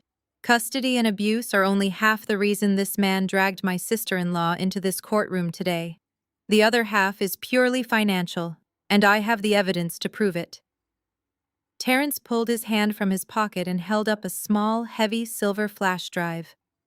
The overhead fluorescent lights caught the metallic surface, making it gleam. Bradley's eyes locked onto that tiny device, and all the remaining blood instantly drained from his face. He let out a strange, choked sound, a pathetic whimper of absolute defeat. Exactly 1 month ago, Terrence continued looking directly at the judge. Bradley came to my corporate office unannounced. He was sweating, shaking, and completely desperate. He told me that his tech startup was facing a routine financial audit from his angel investors, and he needed a massive favor. Because I am married to his sister, he arrogantly assumed that family loyalty meant I would gladly compromise my own professional integrity to save his skin. He demanded that I look at his corporate ledgers and clean them up before the investors could see the massive holes in his accounting. Terrence lowered his hand and placed the silver flash drive onto the wooden railing of the witness stand. I agreed to conduct the audit, Terrence said, his tone turning incredibly sharp. But I did not clean up his mess. I dug straight to the bottom of it. Because when I look at financial records, I do not just see numbers, I see exactly where the money goes. And what I found hidden beneath layers of fake vendor invoices and shell corporations was staggering. The court bailiff stepped forward, picking up the silver flash drive and carrying it up to the towering wooden desk. Judge Ramirez took the device, holding it carefully between her fingers as if it were a loaded weapon. That drive contains the complete, unedited financial architecture of Bradley's fraud, Terrence testified, projecting his voice so the court reporter would not miss a single syllable. But the most damning files on that drive have absolutely nothing to do with his failing tech startup. They have to do with his divorce from Natalie 3 years ago. During the dissolution of their marriage, Bradley swore under oath to this very court that he possessed no liquid assets and could therefore only afford to pay the absolute bare minimum in child support. Terrence turned his head slowly, locking his dark, furious eyes onto his brother-in-law. That was a massive documented lie, Terrence stated. The drive you are holding, Your Honor, contains irrefutable proof that in the 6 months leading up to his divorce, Bradley systematically liquidated hundreds of thousands of dollars in shared marital assets. He intentionally funneled that money into 3 separate offshore accounts located in the Cayman Islands. He starved his own child and financially abused his ex-wife while sitting on a hidden fortune. Bradley shot up from his chair, knocking it backward onto the floorboards with a loud crash. "You stole my private property!" he screamed, pointing a violently shaking finger at Terrence. "That was a confidential consultation. You signed a non-disclosure agreement. You cannot use that against me in a court of law." Terrence's expression did not change. He did not even blink at the outburst. "I am a licensed corporate officer and an officer of the court," Terrence replied, his voice drowning out Bradley's pathetic screaming. "The moment I discovered you were actively committing federal tax evasion, wire fraud, and perjury, my non-disclosure agreement became entirely null and void under the law. I do not aid and abet criminals, especially not abusive cowards who threaten children. Sit down right now, Mr. Bradley." Judge Ramirez roared, grabbing her gavel and slamming it down with terrifying force. The bailiff immediately rushed forward, grabbing Bradley by the shoulders and forcefully shoving him back down into his seat. Bradley's highly paid attorney, who had been completely silent during this entire exchange, simply stood up, picked up his heavy leather chair, and physically moved it 3 feet away from his client. He wanted to make it abundantly clear to the judge that he was entirely separating himself from the walking felony sitting next to him. Judge Ramirez placed the silver flash drive gently onto her desk, right next to the forged financial documents Bradley had submitted earlier that morning. She looked at Terrence and gave him a slow, solemn nod of gratitude. "You have done a tremendous service to this court today, sir," she said quietly. I sat in my own chair, watching the man who had tormented me for years finally face the absolute destruction of his entire life. The financial trap he had built to destroy me had completely reversed and swallowed him whole. But as Terrence remained on the stand, the information on that drive was about to claim one more unexpected victim. Your Honor. Terrence said, his voice breaking the brief moment of silence that had settled over the room following Bradley's outburst. There is one specific folder on that drive I strongly advise you to open immediately. It is labeled with the exact name of the luxury lifestyle brand the plaintiff's current wife was bragging about just a short while ago. Judge Ramirez plugged the silver flash drive into her secure judicial terminal on the bench. Her eyes scanned the screen as she navigated through the digital files Terrence had meticulously organized. As I audited the tech startup's financial ledgers, Terrence explained, maintaining his calm clinical tone, I noticed a massive discrepancy in their operating expenses. Bradley was taking hundreds of thousands of dollars in initial seed money, money explicitly provided by his angel investors for software development, and routing it through a complex web of dummy marketing contracts. Those contracts were entirely fake. They were designed specifically to funnel the stolen corporate capital directly into a single limited liability company. Terrence pointed toward the heavy oak doors at the back of the courtroom where Sienna had been escorted out earlier. That limited liability company is registered entirely in Sienna's name, Terrence stated. Bradley used her influencer brand as a completely unregulated shell corporation. He laundered the stolen investor money by classifying the illegal transfers as brand sponsorships and private business grants. And because Sienna is the sole proprietor of that company, she is the one who legally signed the banking agreements. She is the one whose name is on the fraudulent tax returns. Judge Ramirez stopped scrolling. The glowing light from her computer monitor illuminated the absolute severity on her face. She looked up and locked eyes with the bailiff standing near the back of the room. Officer, the judge commanded sharply, "Go out into the hallway and bring that woman back inside my courtroom immediately." The bailiff nodded, opening the heavy wooden doors and disappearing into the marble corridor. A few moments later, he returned, practically dragging Sienna back into the room. She looked absolutely miserable. Her expensive white designer dress was still stained with water. Her makeup was completely ruined, and she was clutching her expensive handbag like a life preserver. She walked back to the plaintiff table, keeping a wide distance from Bradley, who was still staring blankly at the floor. Sienna assumed she was being brought back inside to finalize the destruction of her marriage. She had no idea she was walking right into a federal trap. "Step forward and listen very carefully to what I'm about to tell you," Judge Ramirez ordered, pointing a pen directly at Sienna. "Your husband did not just lie to you about being wealthy, he actively used you to commit massive corporate crimes." Sienna froze. Her red-rimmed eyes darted wildly between the judge and Terrence. "What are you talking about?" she stammered, her voice trembling. "I did not do anything. I just run a lifestyle blog." "You run a money laundering operation," the judge corrected her in a cold, unyielding tone. "This court has just been provided with undeniable digital proof that your personal business was used to wash hundreds of thousands of dollars in stolen investor capital. Your signature is on the incorporation documents. Your name is on the fraudulent bank accounts. When you stood in this courtroom earlier today and proudly confessed to receiving massive financial transfers to fund your European vacations and buy designer handbags, you were openly admitting to receiving stolen property." Sienna's jaw dropped. The color drained from her face so fast, she looked like she might faint right there on the spot. "I did not know," she gasped, taking a desperate step backward. "He just handed me paperwork and told me to sign it. He told me it was for taxes. I do not know anything about corporate finance. I swear I did not know the money was stolen. Willful ignorance is not a valid legal defense against federal wire fraud," Judge Ramirez fired back mercilessly. "You gladly spent the money. You flaunted the stolen wealth. You enjoyed the absolute privilege of that stolen cash while sitting in my courtroom and trying to help this man steal a child from a hard-working mother. You are not a victim in this scenario. You are a legally documented accomplice." The sheer gravity of the word accomplice struck Sienna with the force of a physical blow. The delusion of her glamorous life completely shattered. She was not going to walk away from Bradley and easily find another wealthy man to fund her superficial lifestyle. She was going to be indicted. She was going to be investigated by federal agents. She was facing years in a federal penitentiary. Sienna let out a sharp, ragged gasp as her knees completely buckled beneath her. She collapsed heavily into the wooden chair beside the plaintiff table.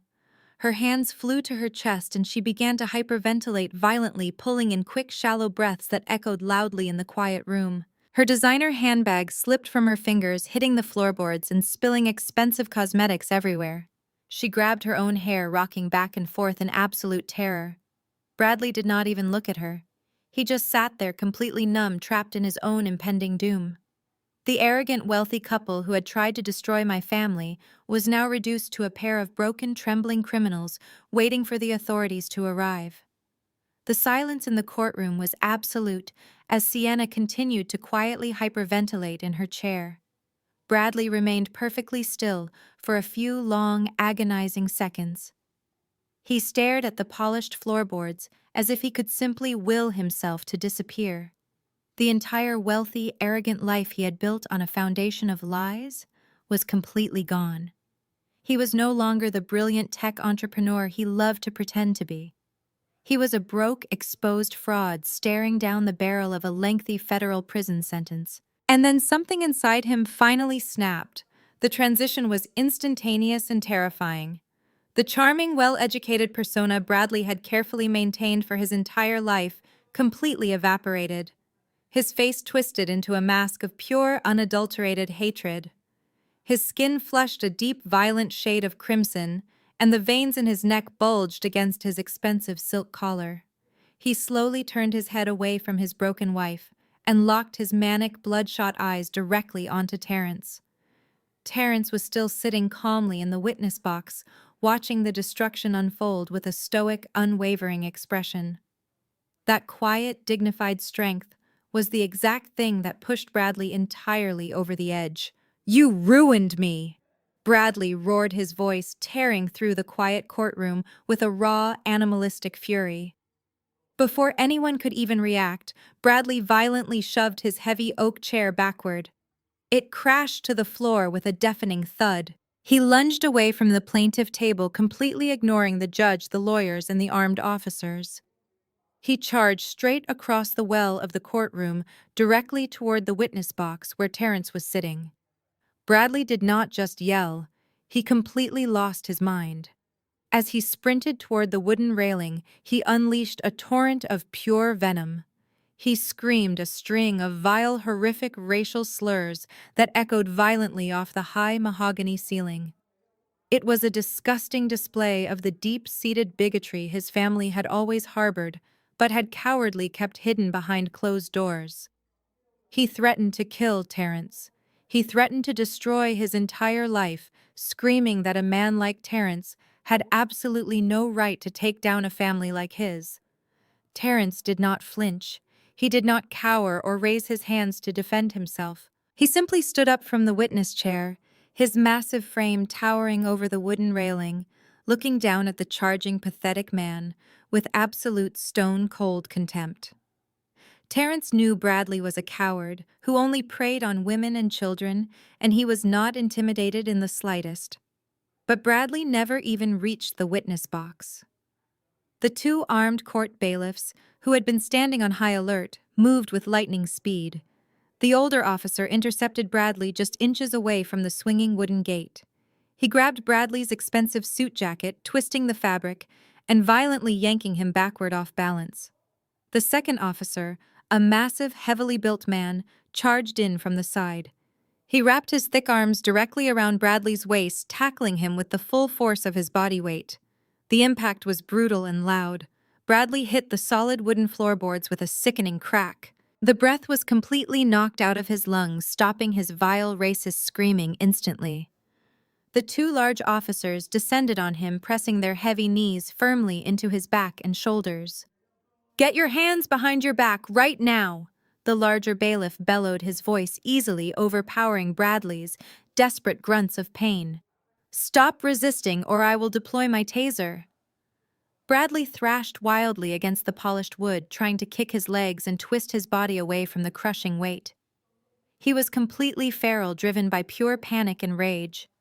But he was no match for the highly trained officers. They swiftly grabbed his flailing arms, pulling them painfully behind his back.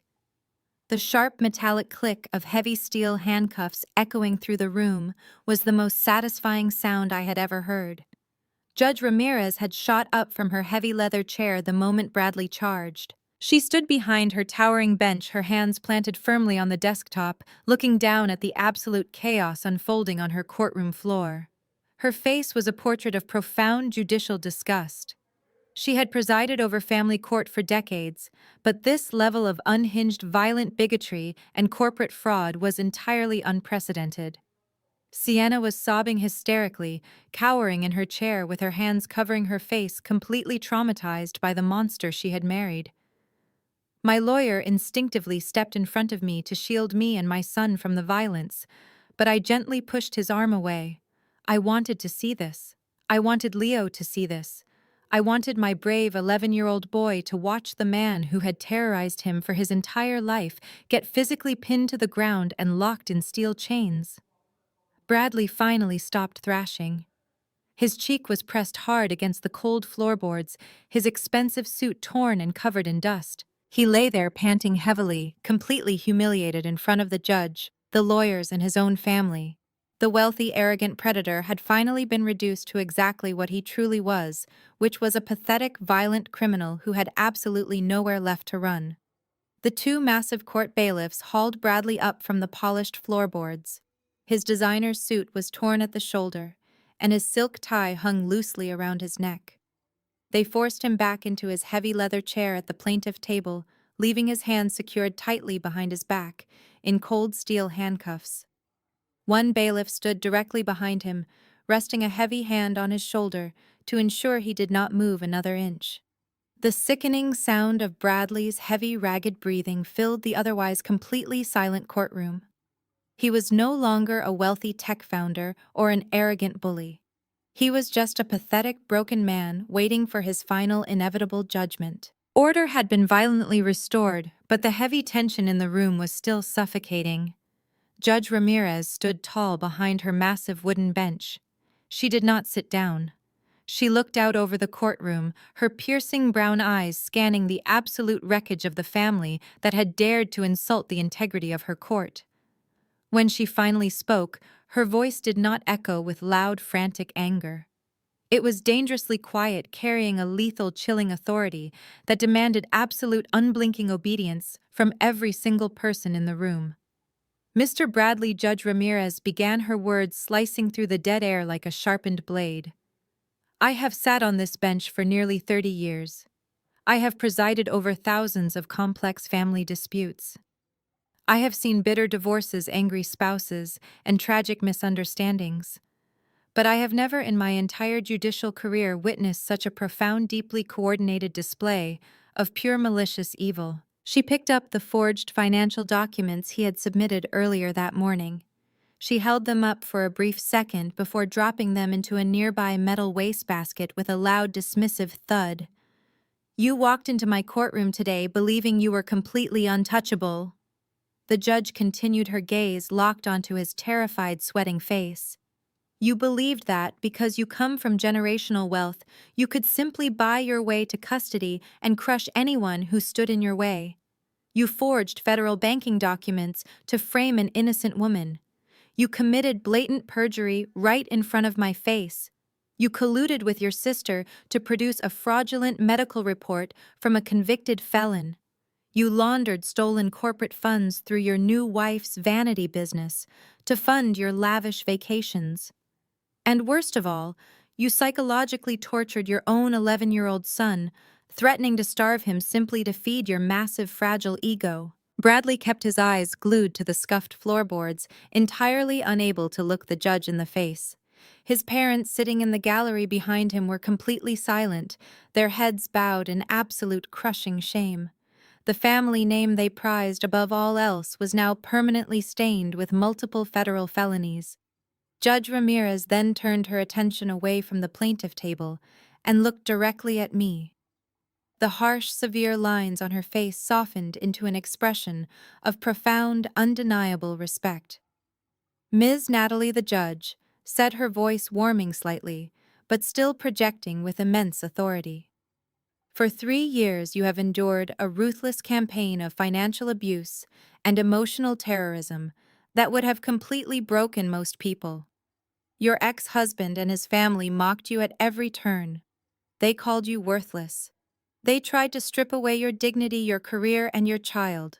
But you did not scream. You did not retaliate with illegal tactics or stoop to their vile level. You simply put your head down, built a $40 million commercial real estate empire in complete silence, and allowed their own arrogant stupidity to completely destroy them. That requires a level of intelligence, grace, and silent strength that this man could never even begin to comprehend. I nodded slowly, feeling a heavy, suffocating knot in my chest finally begin to untangle. I squeezed Leo's hand gently, feeling his small fingers grip mine back. Then Judge Ramirez looked down at my son. She offered him a kind, deeply reassuring smile that completely contrasted with the fierce wrath she had just unleashed on his father. Leo, the judge said, leaning forward, resting her hands on the polished wood. It is incredibly terrifying to stand up to a bully. It is even more terrifying when that bully happens to be your own father. When he locked you in that dark study on Thanksgiving night, he thought he had you completely trapped. He thought you were just a scared little boy who would blindly do whatever he commanded. But you were smarter than him. You were much braver than him. By pressing that record button on your phone, you did not just protect your mother. You protected yourself. You showed more integrity, courage, and character in one single night than your entire paternal family has shown in their entire lives. You never have to be afraid of that man ever again.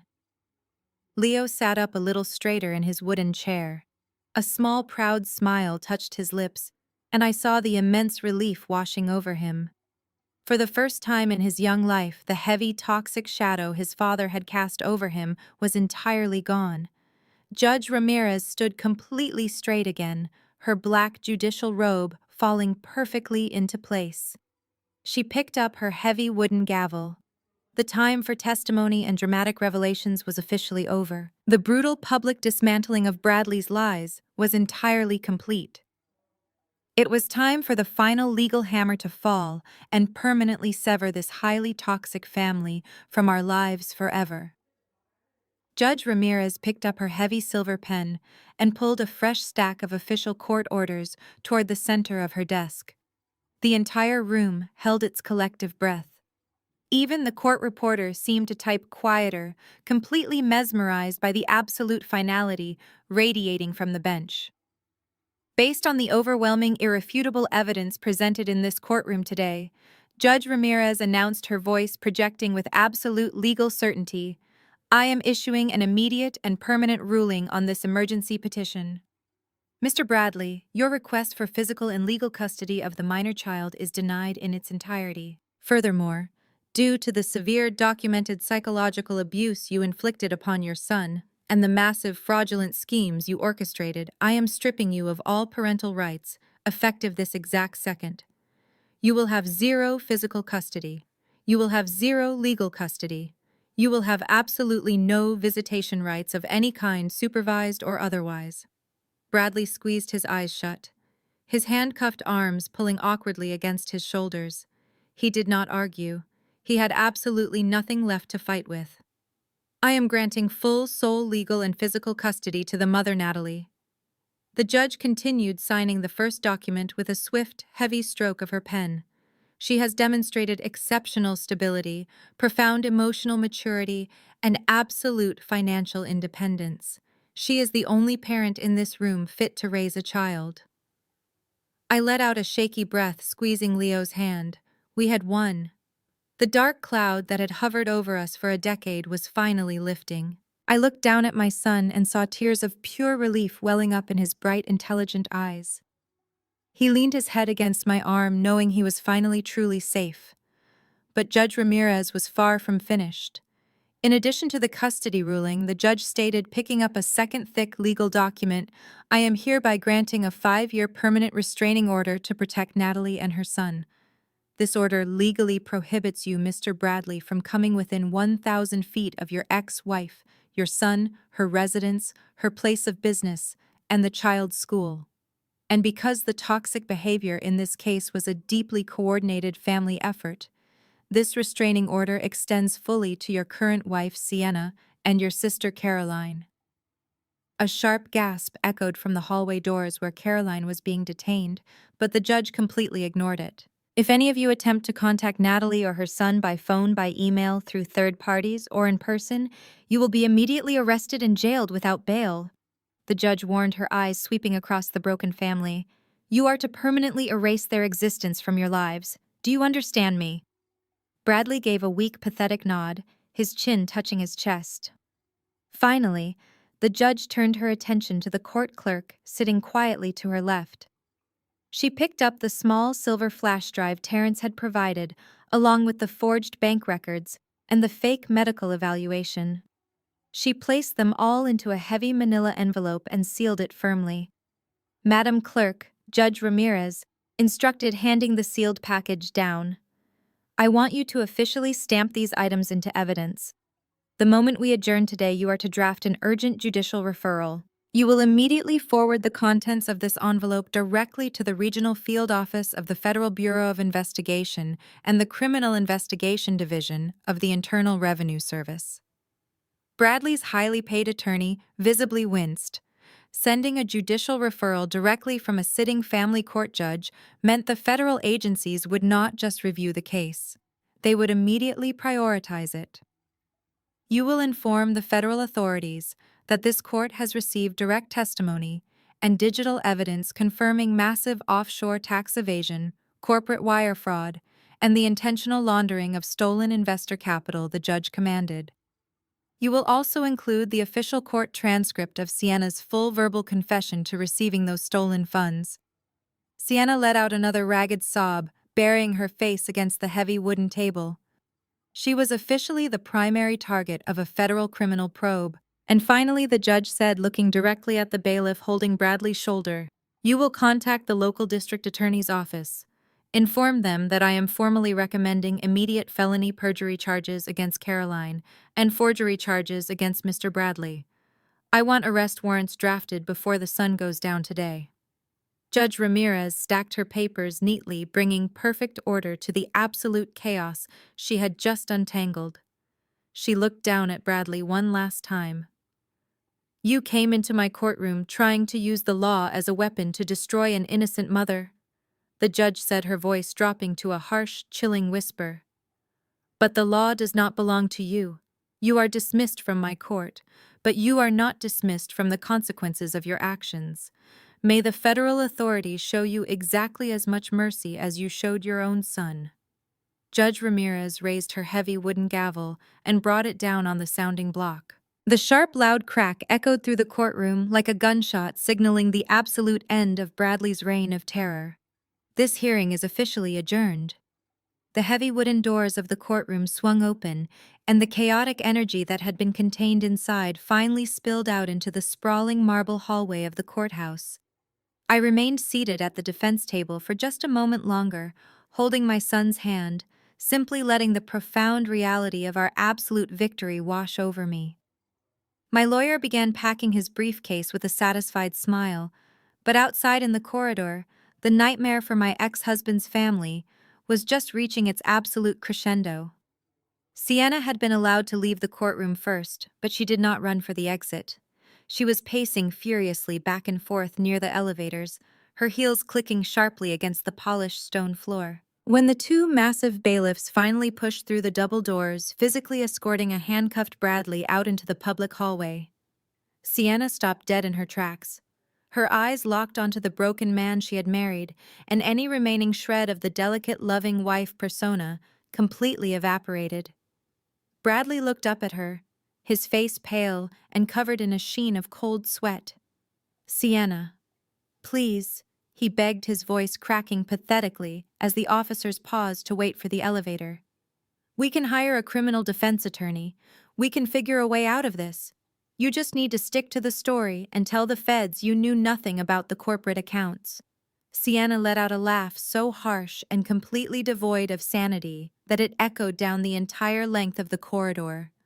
"Stick to the story," she shrieked, taking a step toward him. Her face was flushed dark red with pure, unadulterated rage. You want me to go down with your sinking ship while you sit in a federal prison cell. You lied to me about your wealth. You used my name to launder stolen money. You just lost your own child and you legally destroyed your entire family in less than 3 hours. I am not sticking to anything. Sienna reached down and violently grabbed her left hand. She gripped the massive 2-carat diamond engagement ring Bradley had bought her using stolen investor funds and yanked it off her finger. With a scream of absolute disgust, she threw the heavy piece of jewelry directly at Bradley's chest. The ring hit his torn suit jacket and bounced off, clattering loudly against the hard marble floor and rolling away into a corner. I am filing for an immediate annulment, Sienna yelled, pointing a shaking manicured finger right in his face. I am calling my own lawyer right now, and I am taking a plea deal. I will tell the Federal Bureau of Investigation absolutely everything they want to know. I will give them your passwords, your hidden bank account numbers, and every single fake vendor contract you ever made me sign. I will personally hand them the keys to your prison cell if it keeps me from doing time for your pathetic financial crimes. Bradley physically recoiled as if she had slapped him. The ultimate betrayal from the woman he had chosen over me completely broke whatever tiny fraction of his spirit remained. You greedy, ungrateful brat, he hissed, struggling against the heavy steel handcuffs. I gave you that lifestyle. You were a nobody before you met me. That is enough. The larger bailiff barked, shoving Bradley forward as the elevator doors finally slid open with a soft chime. You can save the domestic disputes for the county jail. Move inside right now. The courthouse police officers who had been summoned to assist with the transport stepped forward, completely surrounding Bradley. They grabbed him roughly by the shoulders and forced him into the crowded elevator. Bradley did not fight them this time. All the violent rage that had possessed him inside the courtroom was completely gone, replaced by the crushing, terrifying realization that his life as a free, wealthy man was officially over. He looked out through the closing elevator doors, his eyes searching desperately for anyone to save him. He looked at his parents, who were standing frozen near the courtroom entrance, completely unwilling to step forward and intervene. And then his eyes met mine as I walked out into the hallway with Leo. I did not gloat. I did not offer him a smug smile or a final parting insult.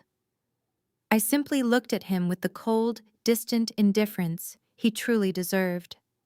The stainless steel doors slid shut, cutting off his panicked face and taking him down to the basement holding cells to be processed for his violent courtroom assault and multiple federal felony charges. Sienna did not even watch him go. She immediately pulled out her smartphone, her hands shaking violently as she frantically dialed a number to hire a criminal defense attorney. She turned her back on her former in-laws and practically sprinted down the hallway toward the exit, leaving her fake diamond ring sitting completely forgotten in the dust on the courthouse floor. The villains were violently turning on each other, completely consumed by the massive legal inferno they had started themselves. As Sienna disappeared down the long corridor, the heavy silence of the courthouse hallway returned. But the destruction was not entirely finished. I stood near the heavy wooden doors, holding Leo's hand, preparing to finally walk out of this building and into our new life. Before we could even take a step toward the exit, a pathetic, desperate sobbing echoed from the other side of the hallway. It was Caroline. She was being escorted out of the courtroom by a female court officer who was gripping her upper arm firmly. The judge had ordered her arrest for felony perjury, and the reality of a jail cell was completely destroying her carefully maintained high society facade. Caroline dragged her feet, her expensive designer heels scuffing against the polished marble floor. Her face was an absolute disaster of ruined makeup and uncontrollable tears. When she looked up and saw Terrence standing near the large floor-to-ceiling windows, her entire body heaved with a violent, desperate sob. She yanked her arm, trying to pull away from the officer. "Please let me talk to my husband," she begged, her voice cracking into a high-pitched, pathetic whine. "Just give me 1 minute, please. I need to speak to my husband." The court officer glanced at Terrence. Terrence gave a short, slow nod, indicating he was willing to entertain this final conversation. The officer released Caroline's arm, but took a firm step closer, making it abundantly clear that Caroline was not going anywhere except the county jail. Caroline practically threw herself at Terrence. She reached out with both hands, grabbing the lapels of his tailored suit jacket, burying her tear-stained face against his chest. "Terrence, please, you have to fix this," Caroline wept, staining his expensive suit with her tears. "You know all the best defense attorneys. You have to call them right now. You have to bail me out. I cannot go to jail, Terrence. I cannot survive in a place like that. You know I only did it for my brother. I only lied for family. You have to understand that. We are family." Terrence did not wrap his arms around her. He did not offer a single word of comfort or try to wipe the tears from her face. He stood completely rigid, his hands resting casually at his sides, allowing her to desperately cling to him. When she finally looked up at him, hoping to find a shred of the love and protection he had provided for the last 10 years, she found absolutely nothing. His dark eyes were entirely devoid of warmth. "You did not lie for family, Caroline," Terrence said, his voice completely flat and terrifyingly calm. "You lied because you are a cruel, arrogant woman who believes the rules do not apply to you. You sat in that witness box and tried to destroy a completely innocent mother and her child. You proudly handed a forged medical document to a sitting judge. You showed the entire world exactly who you are, and I am thoroughly disgusted that I ever allowed myself to be associated with you." Caroline gasped, taking a stumbling step backward. Her hands fell away from his jacket. "But I am your wife," she stammered, shaking her head in absolute disbelief. "You took vows. You promised to stand by me." Terrence slowly reached down and unlatched his heavy leather briefcase. He opened the polished brass clasps and reached inside. "I promised to stand by a partner," Terrence corrected her, maintaining his icy, authoritative tone. "I never promised to anchor my life to a convicted felon. And I absolutely never promised to remain tethered to a family of vile, unrepentant bigots. I have sat quietly at your parents' dinner table for 10 years, listening to the subtle racist remarks, the classist jokes, and the endless toxic superiority you all share. I stayed because I mistakenly believed you were different from them. Today you proved you are exactly like them." Terrence pulled a thick manila envelope from his briefcase. He held it out, extending his arm until the envelope was pressed directly against Caroline's chest. She instinctively raised her shaking hands to take it. "What is this?" Caroline whispered, her eyes wide with terror, staring down at the heavy envelope. "Those are divorce papers," Terrence stated, his voice echoing clearly against the marble walls, ensuring everyone in the hallway heard him. "I had my legal team draft them the moment I found out about the fake psychological evaluation. I have already signed them. My attorneys will be contacting the jail to arrange for your signature. Do not ever call my phone again. Do not ask my firm for financial assistance. You are entirely on your own." Caroline's legs completely gave out. She collapsed onto her knees right there on the hard courthouse floor, clutching the manila envelope to her chest, as she let out a harrowing, agonizing scream. It was the sound of a woman who had just lost absolutely everything: her freedom, her marriage, her wealth, and her completely unearned social status. Terrence did not look down at her. He snapped his briefcase shut, turned his back on the crying woman, and walked away. He passed me and Leo, offering us a polite, respectful nod, before continuing down the corridor and pushing through the heavy glass exit doors. The female court officer reached down, grabbing Caroline by the shoulders and pulling her roughly back onto her feet. "It is time to go," the officer stated firmly, dragging the hysterical, weeping woman toward the holding elevators. The absolute destruction of Bradley's family was now completely irreversible. The heavy glass exit doors were just a few dozen yards away at the end of the long marble corridor. After watching Terrence deliver the final, devastating blow to Caroline, my son, and I turned our backs on the chaos and walked toward the main elevator bank. The air in the courthouse hallway finally felt light and breathable. I looked down at Leo, who was holding my hand tightly. His small shoulders finally relaxed after years of carrying the heavy burden of his father's expectations. We were seconds away from stepping into the elevator and leaving this horrific chapter of our lives behind us forever. But as I reached out to press the glowing call button, two figures stepped out from the alcove near the restrooms, completely blocking our path. It was Bradley's parents. Just 3 days ago on Thanksgiving evening, these were the same two people who had stood in their grand foyer swirling expensive wine in their crystal glasses while their daughter handed me a fake custody petition. They had laughed at my expense. They had spent a decade treating me like a stray dog that had wandered onto their pristine, manicured lawn. Earlier this very morning, they had sat in the courtroom gallery, dripping in designer clothing, acting like untouchable royalty, while they waited for the judge to legally steal my child. Now, however, the arrogant royal facade was entirely gone. They looked incredibly small, fragile, and suddenly very old. Bradley's mother took a hesitant step forward, wringing her hands together nervously. Her expensive silk blouse was wrinkled, and her perfectly styled hair had fallen flat against her face. She forced a sickeningly sweet, wavering smile onto her lips, a smile that looked completely unnatural on a woman who had only ever scowled at me. "Natalie, sweetheart."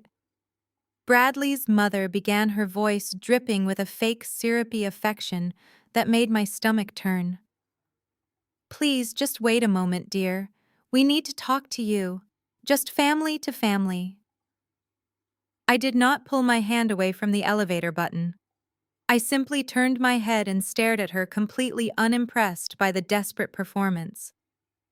"We are just so utterly shocked by what happened in there," Bradley's father chimed in, stepping up beside his wife and offering a pathetic, groveling nod. "We had absolutely no idea Bradley was involved in those terrible financial things. And Caroline, well, we simply do not know what she was thinking with that awful fake medical report. They made their own terrible choices, Natalie. But you have to know that we always supported you. We always knew you were a strong, capable mother." The sheer audacity of their lie was almost comical. They were actively throwing their own children under the bus just to save face and maintain their connection to my newly revealed wealth. Bradley's mother took another small step closer, reaching her hand out as if she wanted to touch my arm. "Please, Natalie," she pleaded, tears welling up in her eyes that I knew were entirely manufactured for my benefit.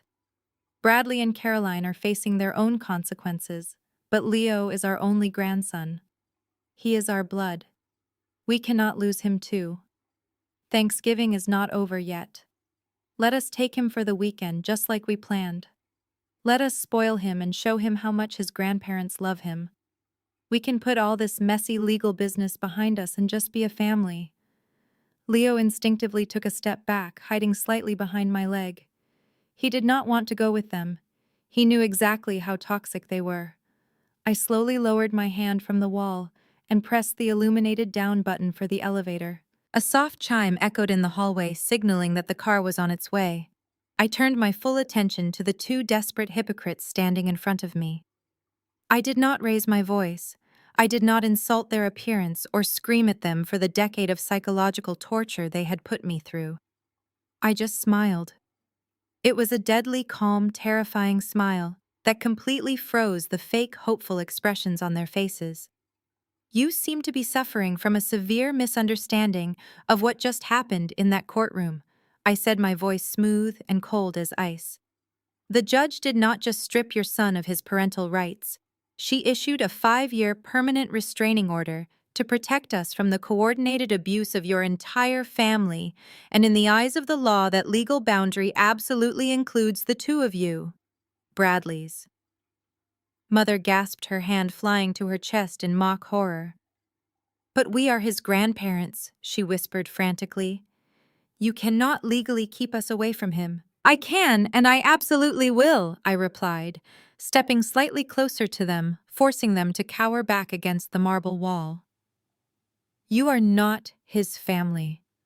You are the people who watched him get dragged into a locked study to be terrorized, and you did not lift a single finger to stop it, because your precious country club reputation was more important than his safety.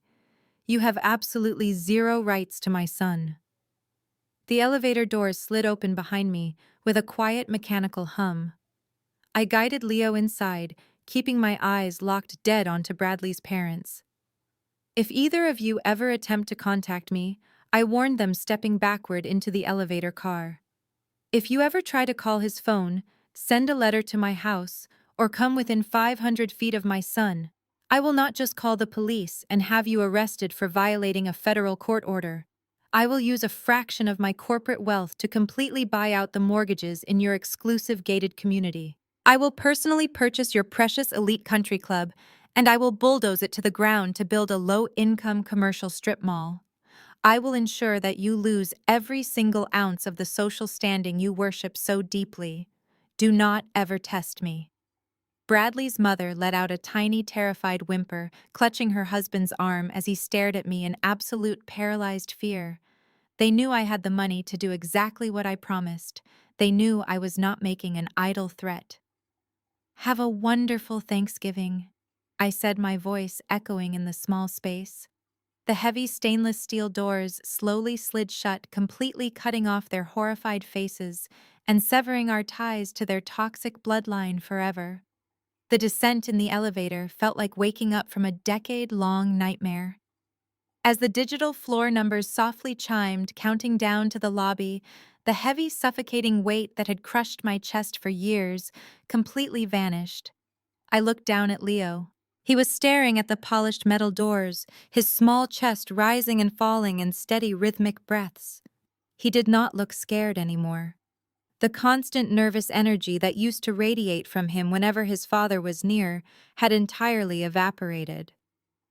We stepped out into the expansive marble lobby of the courthouse, walking past the metal detectors and the armed security guards. I pushed open the heavy glass exit doors, and we stepped out into the bright afternoon sunlight. The crisp autumn air hit my face, feeling incredibly pure and clean. The city was bustling all around us. Yellow taxis blared their horns, business professionals hurried down the sidewalks with their coffee cups, and tourists pointed at the towering skyscrapers. It was just a normal Tuesday for the rest of the world, but for us, it was the absolute beginning of a brand new existence. The stark contrast between the dark, toxic courtroom we had just left and the vibrant living city in front of us was breathtaking. For years, I had meticulously built my corporate real estate firm in absolute secrecy, terrified that Bradley would find out and use his family wealth to steal it from me. I had hidden my success and my power to keep the peace. But standing here in the bright daylight, I realized I never had to hide ever again. We walked down the wide concrete steps of the courthouse, moving away from the imposing stone pillars and the heavy legal architecture. I guided Leo toward a quiet, sunlit plaza just off the main sidewalk, surrounded by tall maple trees shedding their bright orange and golden leaves. We stopped near a small stone fountain. The sound of the rushing water masked the heavy noise of the city traffic. I let go of his hand and knelt down so I was completely eye level with him. Leo looked at me, his bright, intelligent eyes searching my face for any lingering signs of danger. "Mom," he said, his voice quiet but incredibly steady. "Are we finally safe? Is he really gone forever?" I reached out and gently rested my hands on his shoulders. "Yes, sweetheart." I promised, my voice thick with absolute certainty and overwhelming love. "We are completely safe. The judge made sure he can never come near us again. He cannot call you, he cannot threaten you, and he cannot force you to go to that awful house ever again. We are entirely free." Leo let out a long, trembling breath and suddenly wrapped his arms tightly around my neck, burying his face in my shoulder. I hugged him back fiercely, closing my eyes and resting my cheek against his soft hair. It was the first time in years I did not have to worry about looking over my shoulder or preparing for the next vicious legal attack. The crushing anxiety that had lived in my stomach for a decade was permanently erased. I pulled back just enough to look him directly in the eyes. "I need you to know something incredibly important, Leo. I told him, making sure he heard every single word. What you did last night took more courage than most grown men will ever possess in their entire lives. You were locked in a room with a bully who wanted to terrify you into submission. But you did not break. You fought back using the absolute truth. You saved yourself, and you saved me today. I am so incredibly proud of you. A genuine bright smile finally broke across Leo's face. He wiped a single stray tear from his cheek, standing up a little taller. As we stood there soaking in the warmth of the afternoon sun, I heard the steady rhythm of footsteps approaching on the concrete pathway. I turned and saw Terrence walking toward the parking garage. He had removed his tie and unbuttoned the top of his tailored shirt, looking completely exhausted but profoundly relieved. The heavy burden of his toxic marriage was officially off his shoulders. Terrence slowed his pace as he noticed us standing by the fountain. He did not walk over to intrude on our private moment, but he stopped for a brief second. He looked at me, his dark eyes reflecting a deep, shared understanding of what we had both just survived. Then he shifted his gaze down to Leo. "You are a very brave young man, Leo," Terrence said, his deep voice carrying a tone of absolute respect. "Do not ever let anyone tell you otherwise. Take good care of your mother." Leo nodded politely. "Thank you, sir," he replied. Terrence looked back up at me. He did not offer any empty platitudes or dramatic goodbyes. He simply gave me a warm, genuine smile and a firm nod of mutual respect. It was the silent acknowledgement of two survivors who had successfully burned down a corrupt empire and walked out of the ashes completely intact. I returned his nod, watching him turn and walk away toward his car, leaving the toxic legacy of his former in-laws permanently behind him. I stood up and took Leo's hand once again. The air felt lighter, the sun felt warmer, and the future was entirely ours to write. We just had one final piece of business to take care of before we could truly celebrate. We stood together near the small stone fountain for a few more minutes, letting the cool, crisp autumn breeze wash away the last lingering shadows of the morning. The heavy, suffocating energy of the courthouse was entirely behind us now.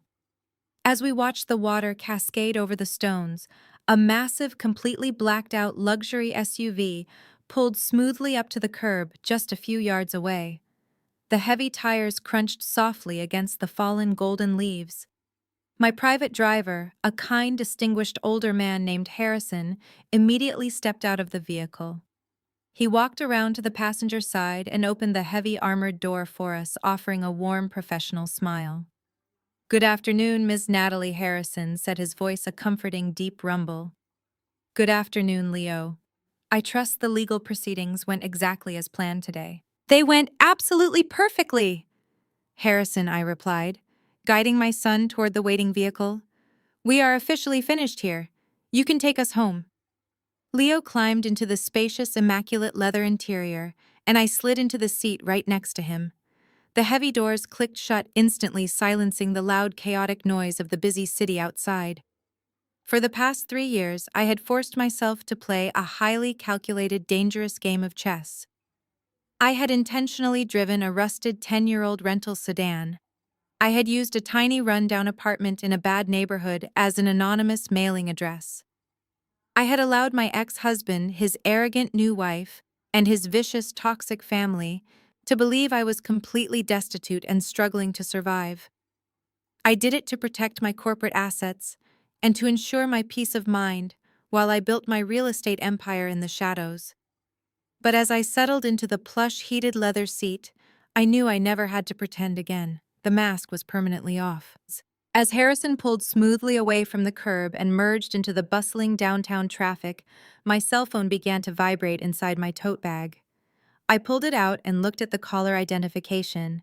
It was David, the senior acquisitions manager at Apex Commercial Holdings. I swiped the screen and answered the call, putting it on speaker so my hands were free to hold my son. "Good afternoon, Natalie," David said, his voice crisp and highly professional, echoing clearly through the quiet cabin of the luxury vehicle. "I apologize for interrupting your afternoon, but I wanted to personally update you on the situation at the downtown commercial tower. Our legal department just received the official confirmation from the courthouse clerk. The emergency custody petition has been fully dismissed, and the permanent restraining orders have been legally finalized. Excellent work, David, I said, leaning back against the comfortable leather headrest. And what is the current status of the 14th floor? The eviction team is currently standing by in the main lobby of the glass tower, David confirmed, checking his logistics reports. We have property managers, private security contractors, and a full commercial moving crew ready to move. Bradley's tech startup has been basically empty for weeks, but there is still a massive amount of luxury office equipment inside. We are simply waiting for your final executive order to proceed. I looked out the dark, tinted window of the SUV, watching the towering skyscrapers of the city roll past. Somewhere in one of those massive buildings, Bradley's empty, fraudulent tech company was sitting in the dark, completely out of money and out of time. Meanwhile, Bradley himself was currently sitting in a cold, concrete holding cell in the basement of the courthouse, finally realizing that everything he had ever bragged about was completely destroyed. Execute the eviction immediately, David. Is commanded, my voice completely cold, resolute, and unwavering. Padlock the main double doors. Terminate all of their keycard access to the corporate elevators and the private parking garage. Seize every single piece of office equipment, all the high-end computers, the luxury furniture, and the server racks, to cover his massive unpaid rent balance. If there is anyone still lingering in that office, have private security escort them out of the building immediately. Leave absolutely nothing behind. Understood completely, David replied without hesitation. The locks will be changed, and the assets will be fully seized within the hour. Congratulations on a total victory today, Natalie. Enjoy your weekend with your son. I ended the call and slipped the phone back into my bag. The ultimate sweet revenge was finally complete. I had not just defeated my abuser in a courtroom. I had legally and systematically dismantled his entire fraudulent empire, stripped away his fake wealth, exposed his massive financial crimes to the federal authorities, and secured absolute, unquestionable freedom for my child. I turned to look at Leo. He was staring out the window, watching the beautiful city skyline, with a look of pure, unbothered peace on his face. I reached over and gently took his hand, intertwining my fingers with his. He squeezed my hand tightly, resting his head against my shoulder as the luxury SUV carried us away from the darkest chapter of our lives. We were heading back to our real home, a sprawling, secure, multi-million-dollar penthouse overlooking the water, where no one would ever be able to hurt us, belittle us, or threaten us again. We had walked through the fire of an incredibly toxic family, and we had emerged stronger, wealthier, and completely independent. Have you ever had to walk away from a highly toxic situation and rebuild your entire life from the ground up? Have you ever let a bully underestimate you only to prove them completely wrong in the absolutely most satisfying way possible? I would love to hear your stories of resilience and triumph in the comments below. If my journey resonated with you, please hit the like button and subscribe to hear more stories of strength and survival. Thank you so much for listening, and remember that your true worth is never determined by those who are completely blind to your value. The most profound lesson we can draw from this entire story is the absolute power of silent resilience over loud arrogance. Throughout the ordeal, the toxic family relied entirely on intimidation, volume, and fabricated reality to exert control over someone they viewed as inferior. They fundamentally confused silence with weakness. Because Natalie did not scream, cry, or constantly defend herself against their vile insults, they arrogantly assumed she was completely broken and powerless. But her silence was never surrender. It was highly calculated, strategic preparation. We often feel an overwhelming urge to immediately defend our character when we are falsely accused or deeply underestimated by the toxic people around us. Our first instinct is to argue back to match their loud anger, or to desperately prove our worth to those who are stubbornly determined to misunderstand us. However, this story teaches us that the most devastating response to a bully is not a screaming match. The ultimate defense is putting your head down, doing the hard, quiet work, and building a personal and financial foundation so incredibly strong that their lies simply shatter against it. Natalie did not need to convince her abusers that she was successful or capable. She simply gathered her undeniable evidence, built her massive real estate empire in the shadows, and waited for the perfect moment to let the absolute truth speak for itself. Her journey reminds us that true power does not need to constantly announce its presence. It simply arrives when the time is right and completely changes the game. Your value is never determined by the volume of your critics or the cruelty of their opinions.